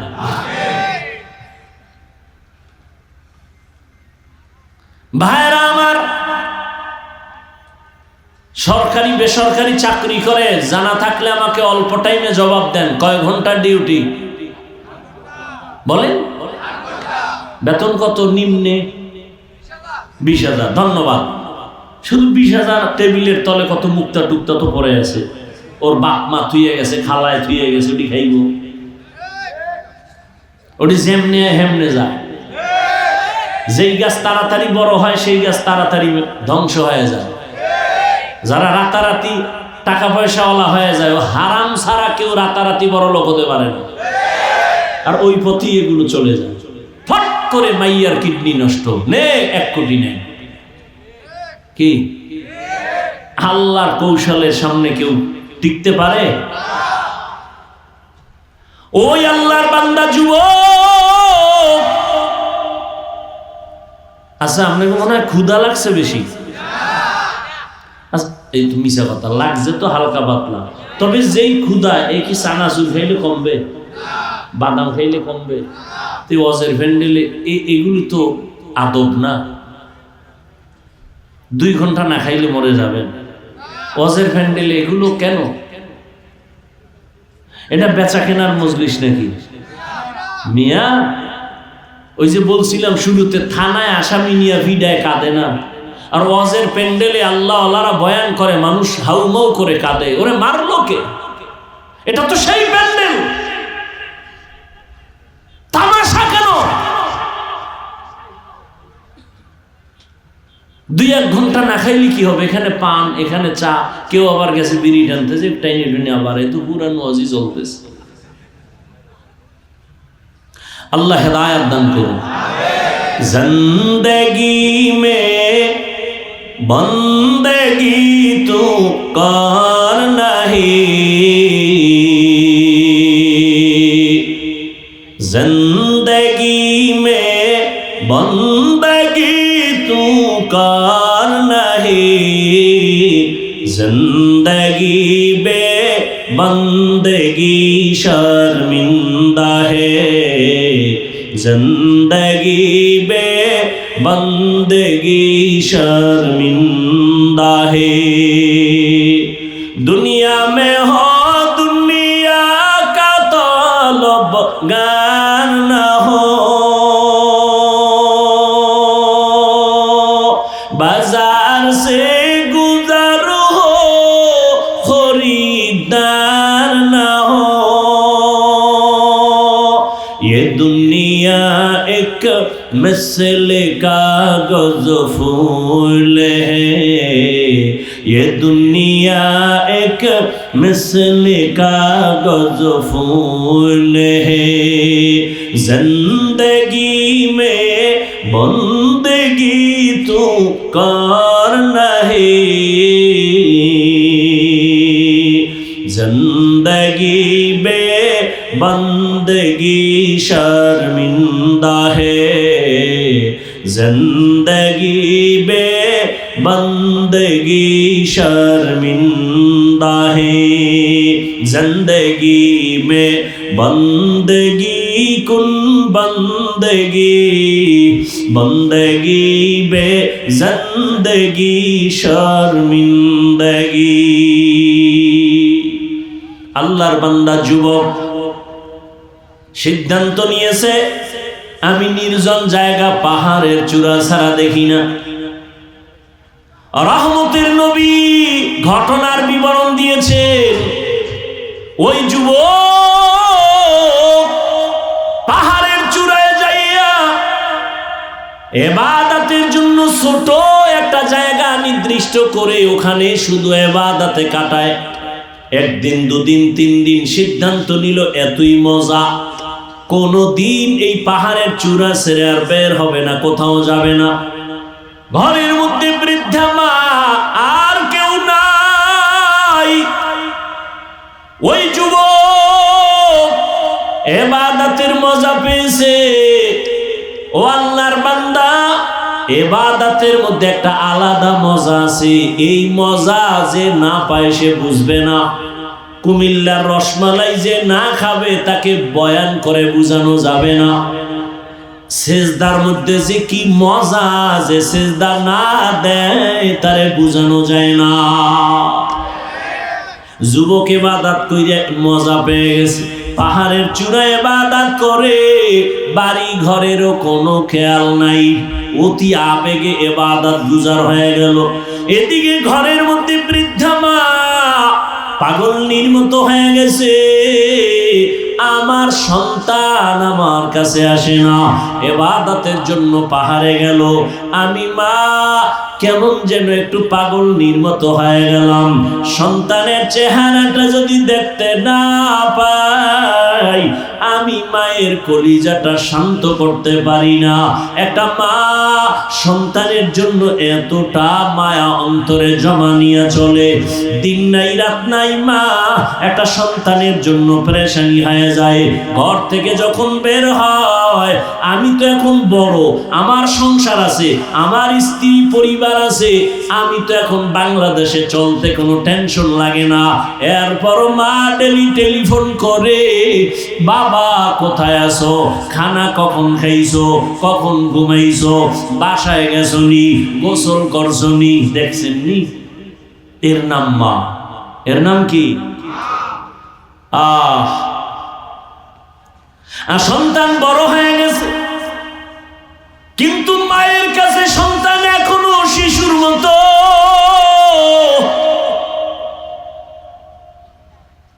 আমার এত সম্মান, কিন্তু মা যতই মানুষ আমারে বড় মনে করে, মায়ের কাছে আমি শিশুর মতো। আপনিও শিশুর মতো। ঘর থেকে বের হইয়া গেলে না আসা পর্যন্ত মায়ের অন্তর স্থির থাকে না। অন্তরের মধ্যে একটা পাগলের মতো হাউ মাউ একটা আগুন জ্বলে, কখন বাবা আসবে। যুবকেরা তো পাগল, ঘর থেকে কেমনে বের হবে? ঘুমের তো উঠা নামাজ রোজা তো নাই, সারা রাত মোবাইলের ডিউটি করছে। 10টায় উঠা আম্মু একটু গরিবুর যাবো। কেন? কয় আমার এক বন্ধুর সাথে মোলাকাত। আর ওদিকে তো মরণের আর এক ফাঁদ হাতের মধ্যে আছে, বাইক। যুবকদের মরণ নতুন ফাঁদের নাম বাইক। কি কও তোমরা এটারে? কি কও এটার নাম কি? বাইক। বাইক না? আমার কাছে খুব কষ্ট লাগে। বাঁচতে চাও বেশি দিন, কিন্তু যেই মেশিন লইয়া ঘুরো তাড়াতাড়ি মরার মেশিন। মোবাইলে হায়াত কমায়, অথচ বাঁচতে চাও বেশি, করো যে আকাম, মানে তাড়াতাড়ি মরা। বাসায় যাইয়া গুগলে সার্চ দিও, টাচ মোবাইল দেখলে কি কি শরীরের অঙ্গ প্রত্যঙ্গের ক্ষতি হয়, ডিটেলস ওখানে লেখা আছে, চিকিৎসা বিজ্ঞানীরা বলেছে। বাইক লয়ে দৌড়, আর বাইক এমন এক মরণ ফাঁদ, এটার উপরে উঠলেই খালি আগুন বাইরা শরীরতে। কি এর শীত? চাদর মাদুর ফালায়, কোনো শীত নাই, দৌড়। বাইকের উপরে বইলেই খালি পাওয়ার বাড়ে।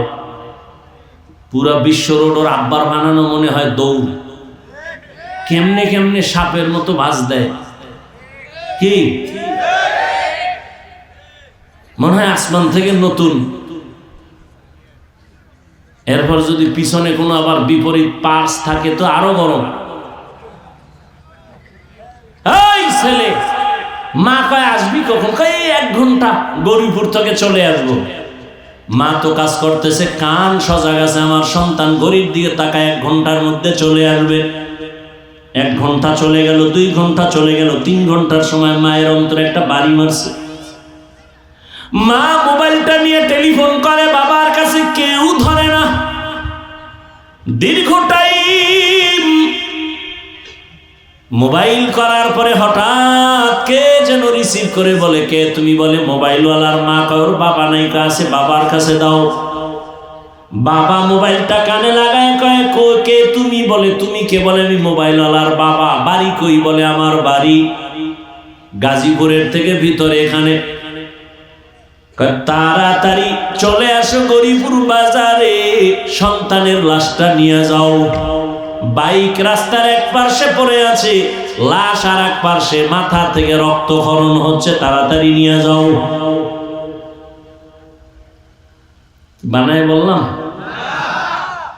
ইদানিং কালে যত মরণের খবর, অধিকাংশ সুস্থ মানুষ আর যুবকের লাশ বেশি। আর বাইক তাড়াতাড়ি মরার এক বুদ্ধি, আর অ্যাক্সিডেন্ট হইলেও তো মারাত্মক কঠিন অ্যাক্সিডেন্ট, বাঁচার উপায় থাকে না। ওই মায়ের অন্তর দাউ দাউ করে আগুন জ্বলে। কই আমার সন্তান, তুমি বড় হয়ে গেছো, এটা মায়ের অন্তরে নাই। তোমার চেহারাটা দেখলে মায়ের কলিজা ঠান্ডা হয়। মা অন্তরে অন্তরে ধারণা, আমার ইবাদত করনেওয়ালা সন্তান অনেক দিন হইছে আমার ঘরে আসে না, ইবাদত করে পাহাড়ের চূড়ায়, আমার চেহারা না দেখলে মন ভালো লাগে না। কেমনে আসবে? টেলিফোন নাই, চিঠি নাই, লোকজনও নাই। মা সিদ্ধান্ত নিতেছে, কষ্ট যদি হয় আমি আমার সন্তানের চেহারা দেখার জন্য আমি প্রয়োজনে পাহাড়ের নিচে গিয়ে দাঁড়াবো। মা চিন্তা ভাবনা করিয়া সিদ্ধান্ত নিয়া এই বুড়া বয়সে আম্মা জান সন্তানকে দেখার জন্য ঘর থেকে বের হয়ে গেল। এমন টাইমে বের হয়েছেন, সূর্যটা উপরে উঠছে, রোদের তাপ বেড়ে গেছে। রহমতের নবী সাহাবায়ে কেরামদেরকে বয়ান করেন, ওই মা হেঁটে হেঁটে পাহাড়ের নিচে যাইয়া, সন্তান পাহাড়ের উপরে ইবাদতে নামাজে দাঁড়ানো, মা নিচে বইয়া কেমনে সন্তানের ডাক দিছেন।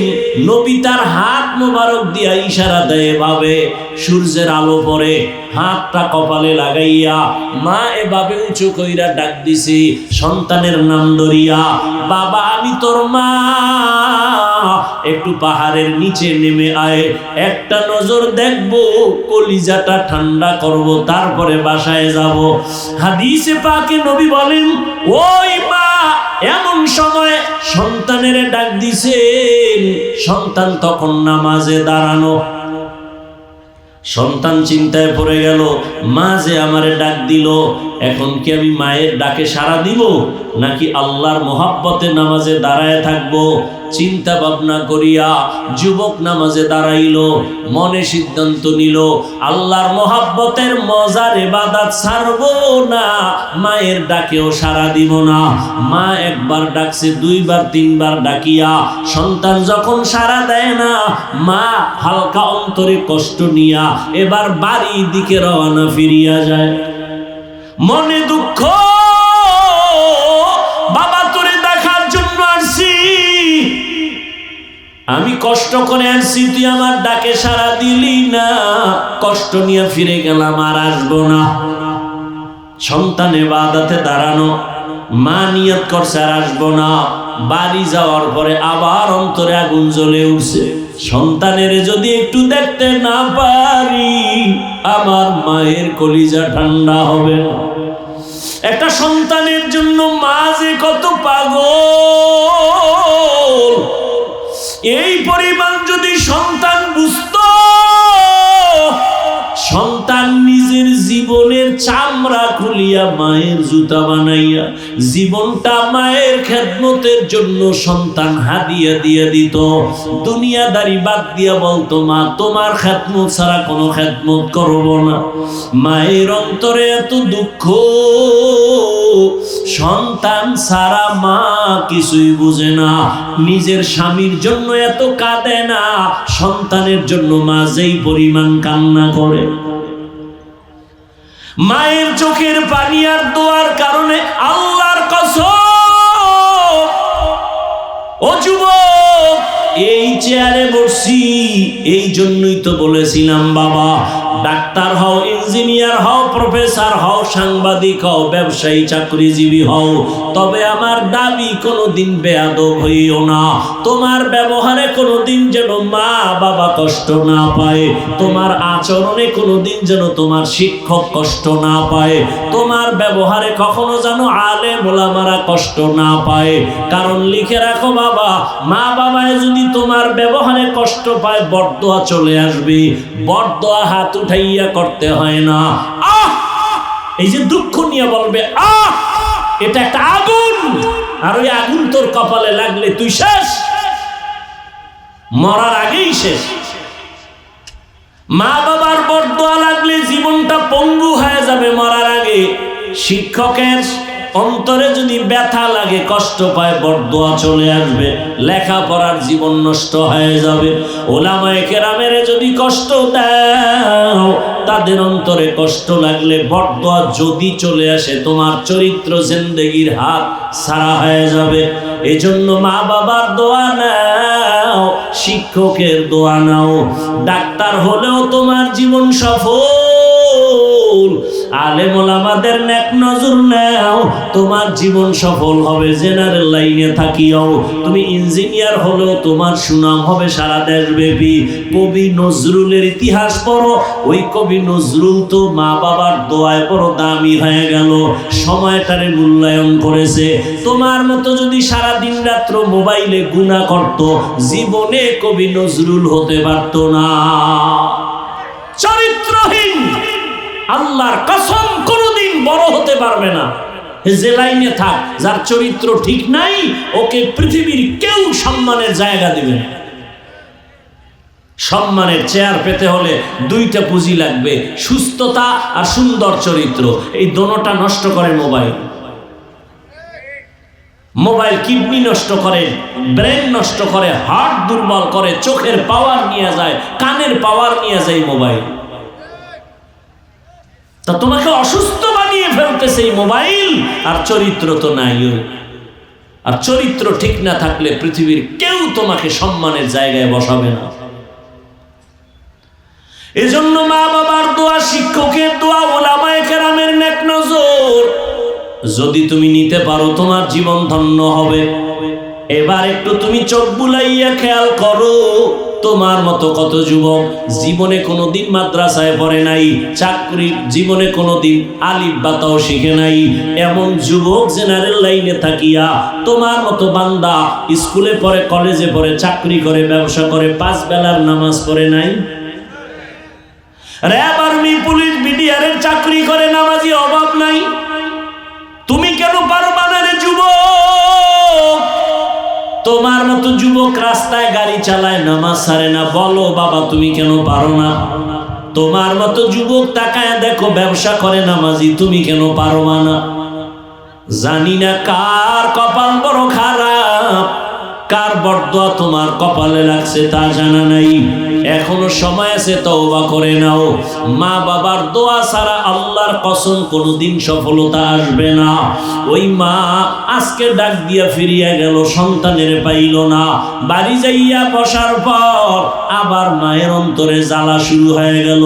সন্তানের না দেখলে অন্তর আমার শান্ত হবে না। মা আর কয়েকদিন পর আবার সিদ্ধান্ত নিল, আমার সন্তানটাকে গিয়ে আবার আমি পাহাড়ের নিচে গিয়া ডাক দিব। মা আজ এই সিদ্ধান্ত নিয়া সকাল 10টার পরে সূর্য যখন উপরে উঠল, মা চলে গেল হেঁটে হেঁটে পাহাড়ের নিচে যাইয়া আবার ডাক দিছে, বাবা আমি তোর মা, পাহাড়ের নিচে নিচে আসছি, একটু আয়, চেহারাটা আমার একটু দেখায় দে, আমি মা তোর চেহারাটা দেখবো। এক নজর দেখিয়া চলে যাব। আজও সন্তান নামাজে দাঁড়ানো, নামাজে দাঁড়ায় ভাবতেছে আমি কি মায়ের ডাকে সাড়া দিব নাকি আল্লাহর মুহাব্বতে নামাজেই দাঁড়ানো থাকবো। চিন্তা করে এক পর্যায়ে সিদ্ধান্ত, মা আমাকে ডাক দিছে, তবে আল্লাহর মুহাব্বতের ইবাদতের মজা ছাড়বো না। আজও মা দ্বিতীয় দিনের মতো কষ্ট পাইয়া মা এবার শেষ পর্যায়ে বাড়ির দিকে চলে যায়। সন্তান মায়ের ডাকে আজও সাড়া দেয় নাই, ইবাদতে পাগল হয়ে গেছে। নামাজে দাঁড়াইয়া আল্লাহকে ডাকতেছে, হে মালিক, তোমার ইবাদতের মজা আমাকে ভিন্ন হতে দেয় না। মা আজও দুঃখ নিয়ে বাড়িতে চলে গেল। রহমতের নবী হাদিসে পাকে ঘটনা উল্লেখ করেছেন, মা দুইবার কষ্ট পাইয়া চলে গেল। মা এবার সিদ্ধান্ত নিল আর সন্তানের কাছে আসবে না। সন্তান তো ইবাদতের মজা পাইয়া মায়ের ডাকে সাড়া দেয় না। বাড়ি যাওয়ার পরে আবার কিছুদিন হয়ে গেল, মায়ের অন্তরে আবার জাল শুরু হয়ে গেল। দাউ দাউ করে আগুন জ্বলে, সন্তানের বিরহ, চেহারাটা দেখতে পারি না, মুহাব্বতের টান। মা এইবার সিদ্ধান্ত নিতেছে, এইবার আর একদিন আমি যাব। সন্তান যদি শেষবারের মতো আমার ডাকে সাড়া না দেয়, আর কোনোদিন আমি সন্তানের নিয়ে চিন্তা করব না। মা দুঃখিনী এভাবে করে করে আর একদিন রওনা হয়ে গেল। হেঁটে হেঁটে যাইয়া আবার পাহাড়ের নিচে দাঁড়াইয়া মা ডাক দিয়ে কয়, সন্তান 2 দিন পর্যন্ত এসে ফিরে গেছি, আজ আমি আসছি, আজকে একটু আমারে দেখা দাও, এক নজর তোমারে দেখে চলে যাব। আমি মা তোমারে নিয়ে জীবনে কত কষ্ট করেছি, আমি মা না খাইয়া তোমারে খানা খাওয়া বড় বানাইছি, আজ আমি মায়ের ডাকে সাড়া দাও না। আমি মা নিজেরে কন্ট্রোল করতে পারি না। আজ আমি তৃতীয়বার বুড়ো মানুষ, কত কষ্ট করে আসছি,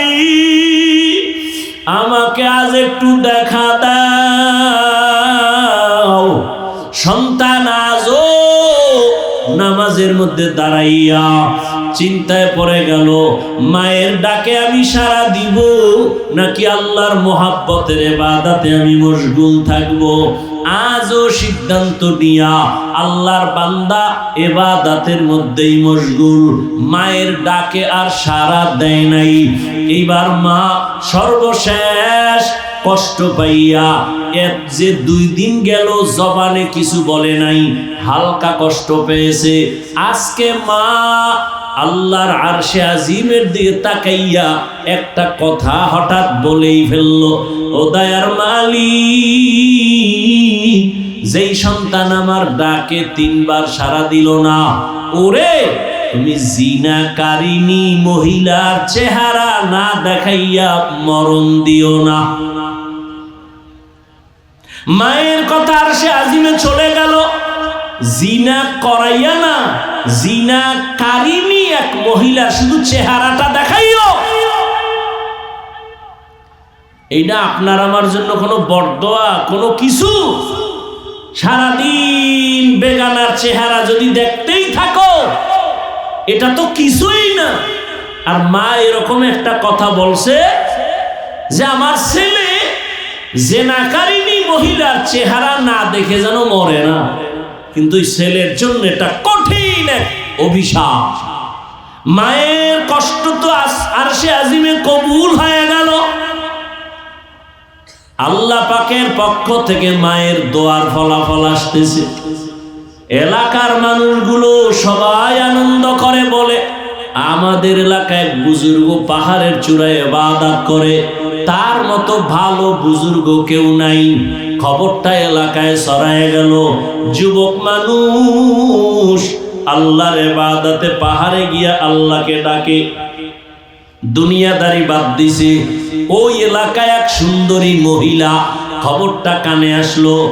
আসার পরে বলে, তুঙ্গ বুজুর্গ কেমন? বলে অনেক দামি, অনেক ইবাদত গুজার। বলে তোমার বুজুর্গগিরি আমি 1 মিনিটে নষ্ট করে দিতে পারি। সবাই চ্যালেঞ্জ দিল, না তুমি কোনোদিন পারবা না। এলাকার সবাই জানে এই মহিলা অনেক সুন্দরী এবং চরিত্রহীনা। মহিলা চ্যালেঞ্জ নিয়ে চলে গেল কোন পাহাড়ে? বলে ওই পাহাড়ের চূড়ায় আমগো আল্লাহর বান্দা ইবাদত করে। মহিলা একা একা পাহাড়ের চূড়ায় চলে গেল। পাহাড়ের চূড়ায় গিয়া দেখে ছোট একটা ঝুপড়ির মধ্যে যুবক আল্লাহর বান্দা নামাজে দাঁড়ানো। মহিলা সামনে যাইয়া, রহমতের নবী হাদিসের মধ্যে ঘটনা বলেন, ওই মহিলা যাইয়া যত বড় অপকৌশল করার প্রয়োজন করে ফেলল, কিন্তু যুবকের নজরটা পর্যন্তই বেগানার দিকে নিতে পারে নাই। মহিলা এক পর্যায়ে ব্যর্থ হইয়া বের হয়ে চলে গেল নিচে নাইমা। এই পাহাড়ের পাশেই আবার একটা চেটিয়াল খোলা ময়দান, এক রাখাল বকরি চড়ায়। ওই হারামি গুনাহগার জেনাকারী মহিলা চলে গিয়ে ওই রাখালের সাথে প্রেম নিবেদন করে, ওর সাথে জিনা করলো। গর্ভের মধ্যে একটা বাচ্চা, অবৈধ বাচ্চা চলে আসলো। অবৈধ বাচ্চাটা এক পর্যায়ে যখন দুনিয়াতে আসলো, ওই বাচ্চাটারে কোলের মধ্যে নিয়ে ওই জিনাকারিনী মহিলা এলাকায় ঘুরে ঘুরে কয়, তোদের পাহাড়ের চূড়ার বুজুর্গের কোনো ইবাদতের দাম নাই কেন? বলে তোদের বুজুর্গ আমার সাথে জিনা করেছে, এই যে তার বাচ্চা দেখো। মহিলা জিনা করছে ওই বুজুর্গের সাথে। কার সাথে? রাখায় ঘুরে ঘুরে বলে, তুঙ্গ বুজুর্গ আমার সাথে জিনা করেছে, এই নাও তার বাচ্চা। এলাকার মানুষগুলো মাথা গরম হয়ে গেল। আমাদের বুজুর্গর এত সুনাম, এত মোহাব্বত করি, সে এমন অন্যায় করবে মেনে নেওয়া যায় না। লোকজন রেডি হইয়া লাঠি ছোটা হাতে নিয়ে দৌড়ায়, পাহাড়ের চূড়ায় গিয়া তার খানকা ভেঙ্গে দিল। যখন একজনে তার শরীর টাচ করলো, দাঁড়ায় কয়ে, দাঁড়াও, আমার শরীর টাচ করছো কেন? বলে তোমার বুজুর্গগিরি মানি না। কেন? বলে তুমি বড় চরিত্রহীন। কেন? বলে আমাদের এলাকার সুন্দরী নারী, তার সাথে তুমি জিনা করেছো। ওই নারীর গর্ভে অবৈধ বাচ্চা, বাচ্চাটা এখন তার কোলে, তোমার জেনার কারণে সেই বাচ্চা আসছে। যুবক চোখের পানি ছেড়ে বলে, প্রমাণ কর। ওই মহিলা আমার সামনে দাঁড়াইয়া বলতে পারবে কিনা ওই বাচ্চা আমার? বলে হ্যাঁ পারবে। কয় মহিলাকে নিয়ে আসো।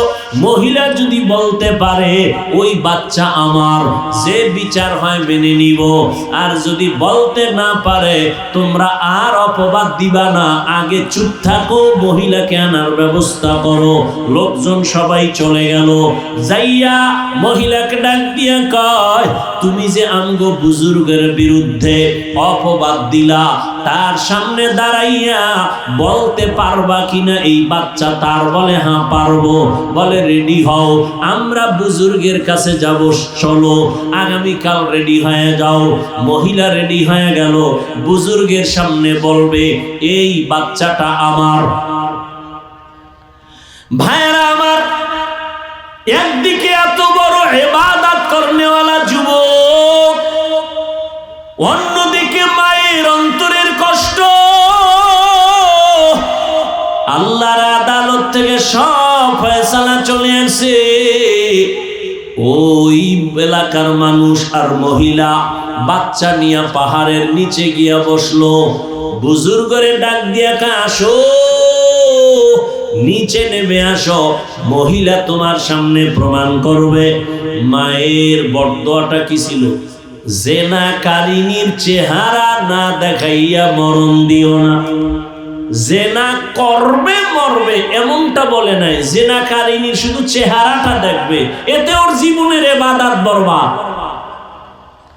এরে আমার পর্দার আড়ালের মা বোনেরা, ও যুবক, ওই মা সামান্য এতটুকু কথা বলছেন, জিনাকারিনীর চেহারাটা দেখে মরবে, বেগানার চেহারা দেখে মরবে, আর আগে যেন না মরে।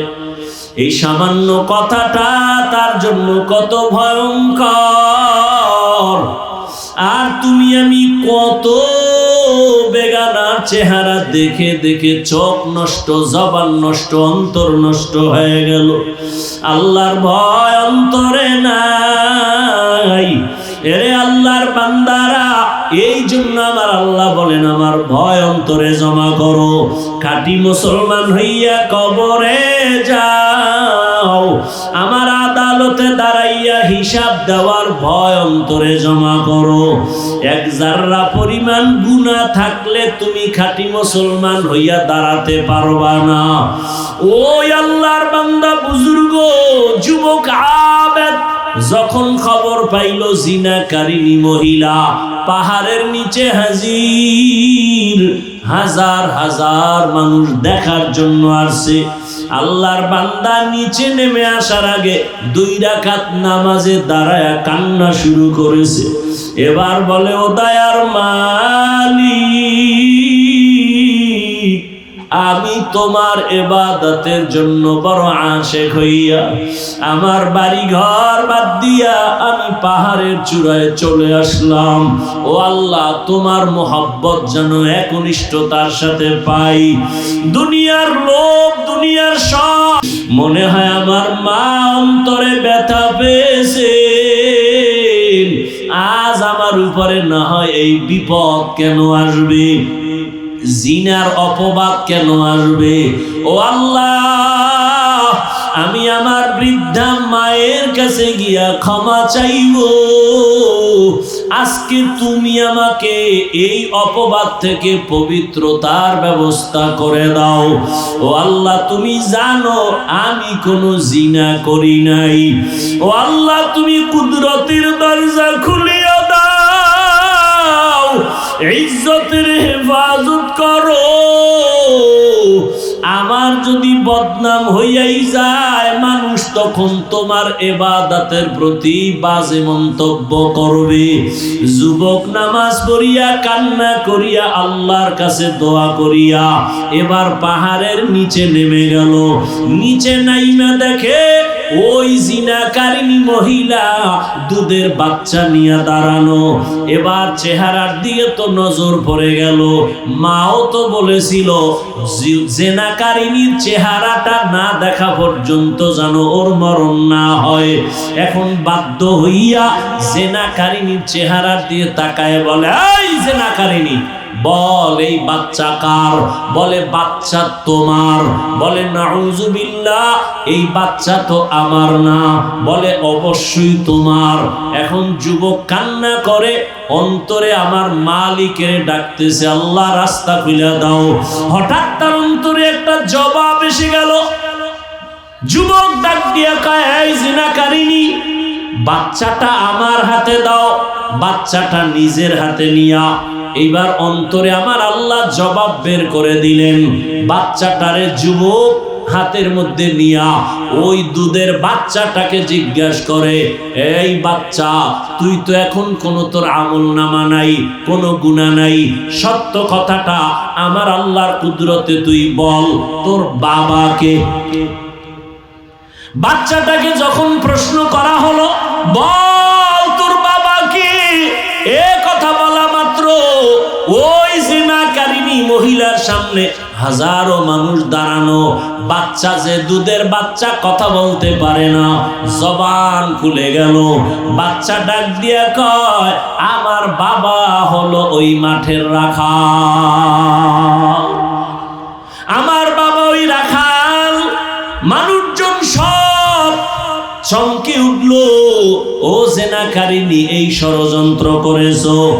আর ওই যুবক পেরেশান, দৌড়ায় গেছে মায়ের কাছে। ও আমার কলিজার মা, তোমার দোয়া ছাড়া আমার সফলতা আসবে না, তুমি আমাকে মাফ করে দাও, আর জীবনে তোমার সাথে বেয়াদবি করব না। ও আমার কলিজার যুবক, ওই মা বাবার দোয়া না নিয়া যতই বাহাদুরি করো তোমার বাহাদুরি টিকবে না। তুমি বড় ডাক্তার যদি হতে চাও মা বাবার দোয়া ছাড়া সম্ভব না। এখনো সময় আছে, মা বাবার দোয়া নিয়ে সামনে আগাও। একটা ভালো ডাক্তার হও, ইঞ্জিনিয়ার হও, ওই মা বাবার শিক্ষকের দোয়া নাও, আলেম ওলামাদের দোয়া নাও। ও পর্দার আড়ালের আম্মা জানেরা, আপনাদের সন্তান যদি ভালো বানাতে হয় আপনাদের দোয়া ছাড়া, চেষ্টা ছাড়া সম্ভব হবে না। এরে আম্মা জান, এই দুনিয়ায় যত ভালো ভালো সন্তান আছে আপনাদের অবদান, ভালো সন্তান আপনাদের কারণে। কারণ আপনারা নবীদের মায়ের মতো দামি, সাহাবায়ে কেরামদের মায়ের মতো দামি, হাফেজে কোরআন আলেমদের মায়ের মতো দামি। আপনারা তো খাদিজা রাদিয়াল্লাহু আনহার মতো দামি নারী, ফাতেমা রাদিয়াল্লাহু আনহার মতো দামি নারী, আয়েশা রাদিয়াল্লাহু আনহার মতো দামি নারী। ও পর্দার আড়ালের আম্মা জান, আপনার মতো কত মা এই অঞ্চলে এখনো আছে, বেপর্দায় চলে না, নামাজ ছাড়ে না, স্বামীর মাল নষ্ট করে না, মোবাইলে সময় নষ্ট করে না। সন্তান আল্লাহ দান করেছেন, ডাক্তার বানাবেন তবে বেয়াদব বানাবেন না, আদর্শ ডাক্তার বানায় দেন, আদর্শ ইঞ্জিনিয়ার বানাবেন। নবীজির আদর্শ নিয়ে সবাইকে সম্মান করবে, গুণামুক্ত হয়ে চলবে। ডাক্তার হলো সন্তানের জীবন ধন্য, এর বরকতে আপনার জীবনটাও পরকালে ধন্য হবে। এরে আম্মা জান, এখনো সময় আছে, তওবা করেন। জীবনে তো বেপরদায় কম ঘুরলেন না, আজকে থেকে নিয়ত করেন আর বেপরদায় চলবেন না, স্বামীর মাল খেয়ানত করবেন না, আর কোনদিন সন্তানকে লাইন ছাড়া চালাবেন না, মোবাইলে সময় নষ্ট করবেন না। আমার যুবক বাবারা, এখনো সময় আছে, তওবা করে নাও। দুনিয়ায় কতদিন আর থাকবা? চোখের সামনে শুধু লাশ আর লাশ, গাড়ির নিচে যুবকের লাশ, পানির নিচে ঘুমের বিছানায় যুবকের লাশ। আল্লাহর কাছে তওবা করে নাও, মনের বুঝাও রে মন, জীবনে তো দাড়ি কম কাটলাম না, নামাজ কম ছাড়লাম না, বেপরদায় কম চললাম না, আর জীবন কতদিন আছে জানা নাই। আজকে থেকে তওবা করে নাও, জীবনে আর নামাজ ছাড়বা না, দাড়ি কাটবা না, বেপরদায় চলবা না। মা বাবার দোয়া নিয়া, শিক্ষকের দোয়া নিয়া, উলামায়ে কেরামের পরামর্শ নিয়া, নবীজির আদর্শ মেনে চলবা। তওবা করার মতো যদি অন্তর তৈরি হয়, খাঁটি তওবার নিয়ত যাদের আছে, দুটো হাত আল্লাহকে দেখাইয়া দাও। আয় আল্লাহ, হাতগুলো কবুল করে নেন, তওবা কবুল করে নেন। আয় আল্লাহ, গুনার কারণে ফিরাইয়া দিয়েন না রে মালিক, মেহেরবানি করে আমাদের তওবা কবুল করে নেন। তওবার উপরে মজবুত হইয়া চলার মতো তৌফিক দান করেন, আমিন। আলহামদুলিল্লাহি রাব্বিল আলামিন, والصلاة والسلام على سيد الأنبياء والمرسلين وعلى آله وأصحابه أجمعين يا أرحم الراحمين يا أرحم الراحمين يا أرحم الراحمين رب ارحمهما كما ربياني صغيرا اللهم إنك عفو كريم تحب العفو فاعف عنا اللهم إنا نسألك رضاك والجنة ونعوذ بك من سخطك والنار উদয়ার মালিক, গুনাহের বোঝা নিয়ে আপনার দরওয়াজায় হাজির। কুদরতের নজর দিয়া দেখেন এই ময়দানে কত আপনার গোলাম, ওলামায়ে কেরাম, মুরব্বী, হাজী সাহেব, ব্যবসায়ী, চাকরিজীবী, ছাত্র ভাই, যুবক, মা বোনেরা হাত তুলেছেন। ও দয়ার মাওলা, গুনার কারণে বেজার হয়ে খালি ফিরাইয়া দিয়েন না। তওবার নিয়তে হাত তুলেছি। আর গুনাহ করব না। আয় আল্লাহ, গুনার কারণে আমার হাত না পাক, আমার চোখ না পাক, আমার জিহ্বা না পাক, আমার অন্তর না পাক। মেহেরবানি করে আমাদের জীবনের সব গুনাহগুলো মাফ করে দেন আল্লাহ। আয় আল্লাহ, মাহফিল কবুল করে নেন, আয়োজনকারী সহযোগিতাকারীদেরকে কবুল করে নেন, এলাকায় শান্তি দান করেন, মা বোনদের আবেদা পর্দাওয়ালা বানায় দেন, সন্তানগুলো নেককার বানায় দেন। আয় আল্লাহ, প্রত্যেক মা বাবাকে আদর্শ সন্তানের মা বাবা বানায় দেন। আয় আল্লাহ, আমার কলিজার যুবকদের দিনদার বানায় দেন, মোবাইলের গুনাহের থেকে হেফাজত করেন, পরীক্ষার্থী যারা কামিয়াবি দান করেন। আয় আল্লাহ, এলাকার ঘরে ঘরে শান্তি দান করেন, সুন্নাতওয়ালা জিন্দেগি দান করেন, সারা দুনিয়াবাসীকে মাফ করে দেন। আয় আল্লাহ, প্রবাসে যারা ব্যবসা চাকরি করে হেফাজত করেন, বাংলাদেশ শান্তির দেশ বানায় দেন, জুলুম থেকে হেফাজত করেন, 5 ওয়াক্ত নামাজি আমাদের বানায় দেন, নামাজ কাজা হওয়া থেকে হেফাজত করেন, নবীজির রওজায় গিয়া সালাম দেওয়ার তৌফিক দান করেন, বাইতুল্লাহর গিলাফ ধরে লাব্বাইক বলার তৌফিক দান করেন। আয় আল্লাহ, আমরা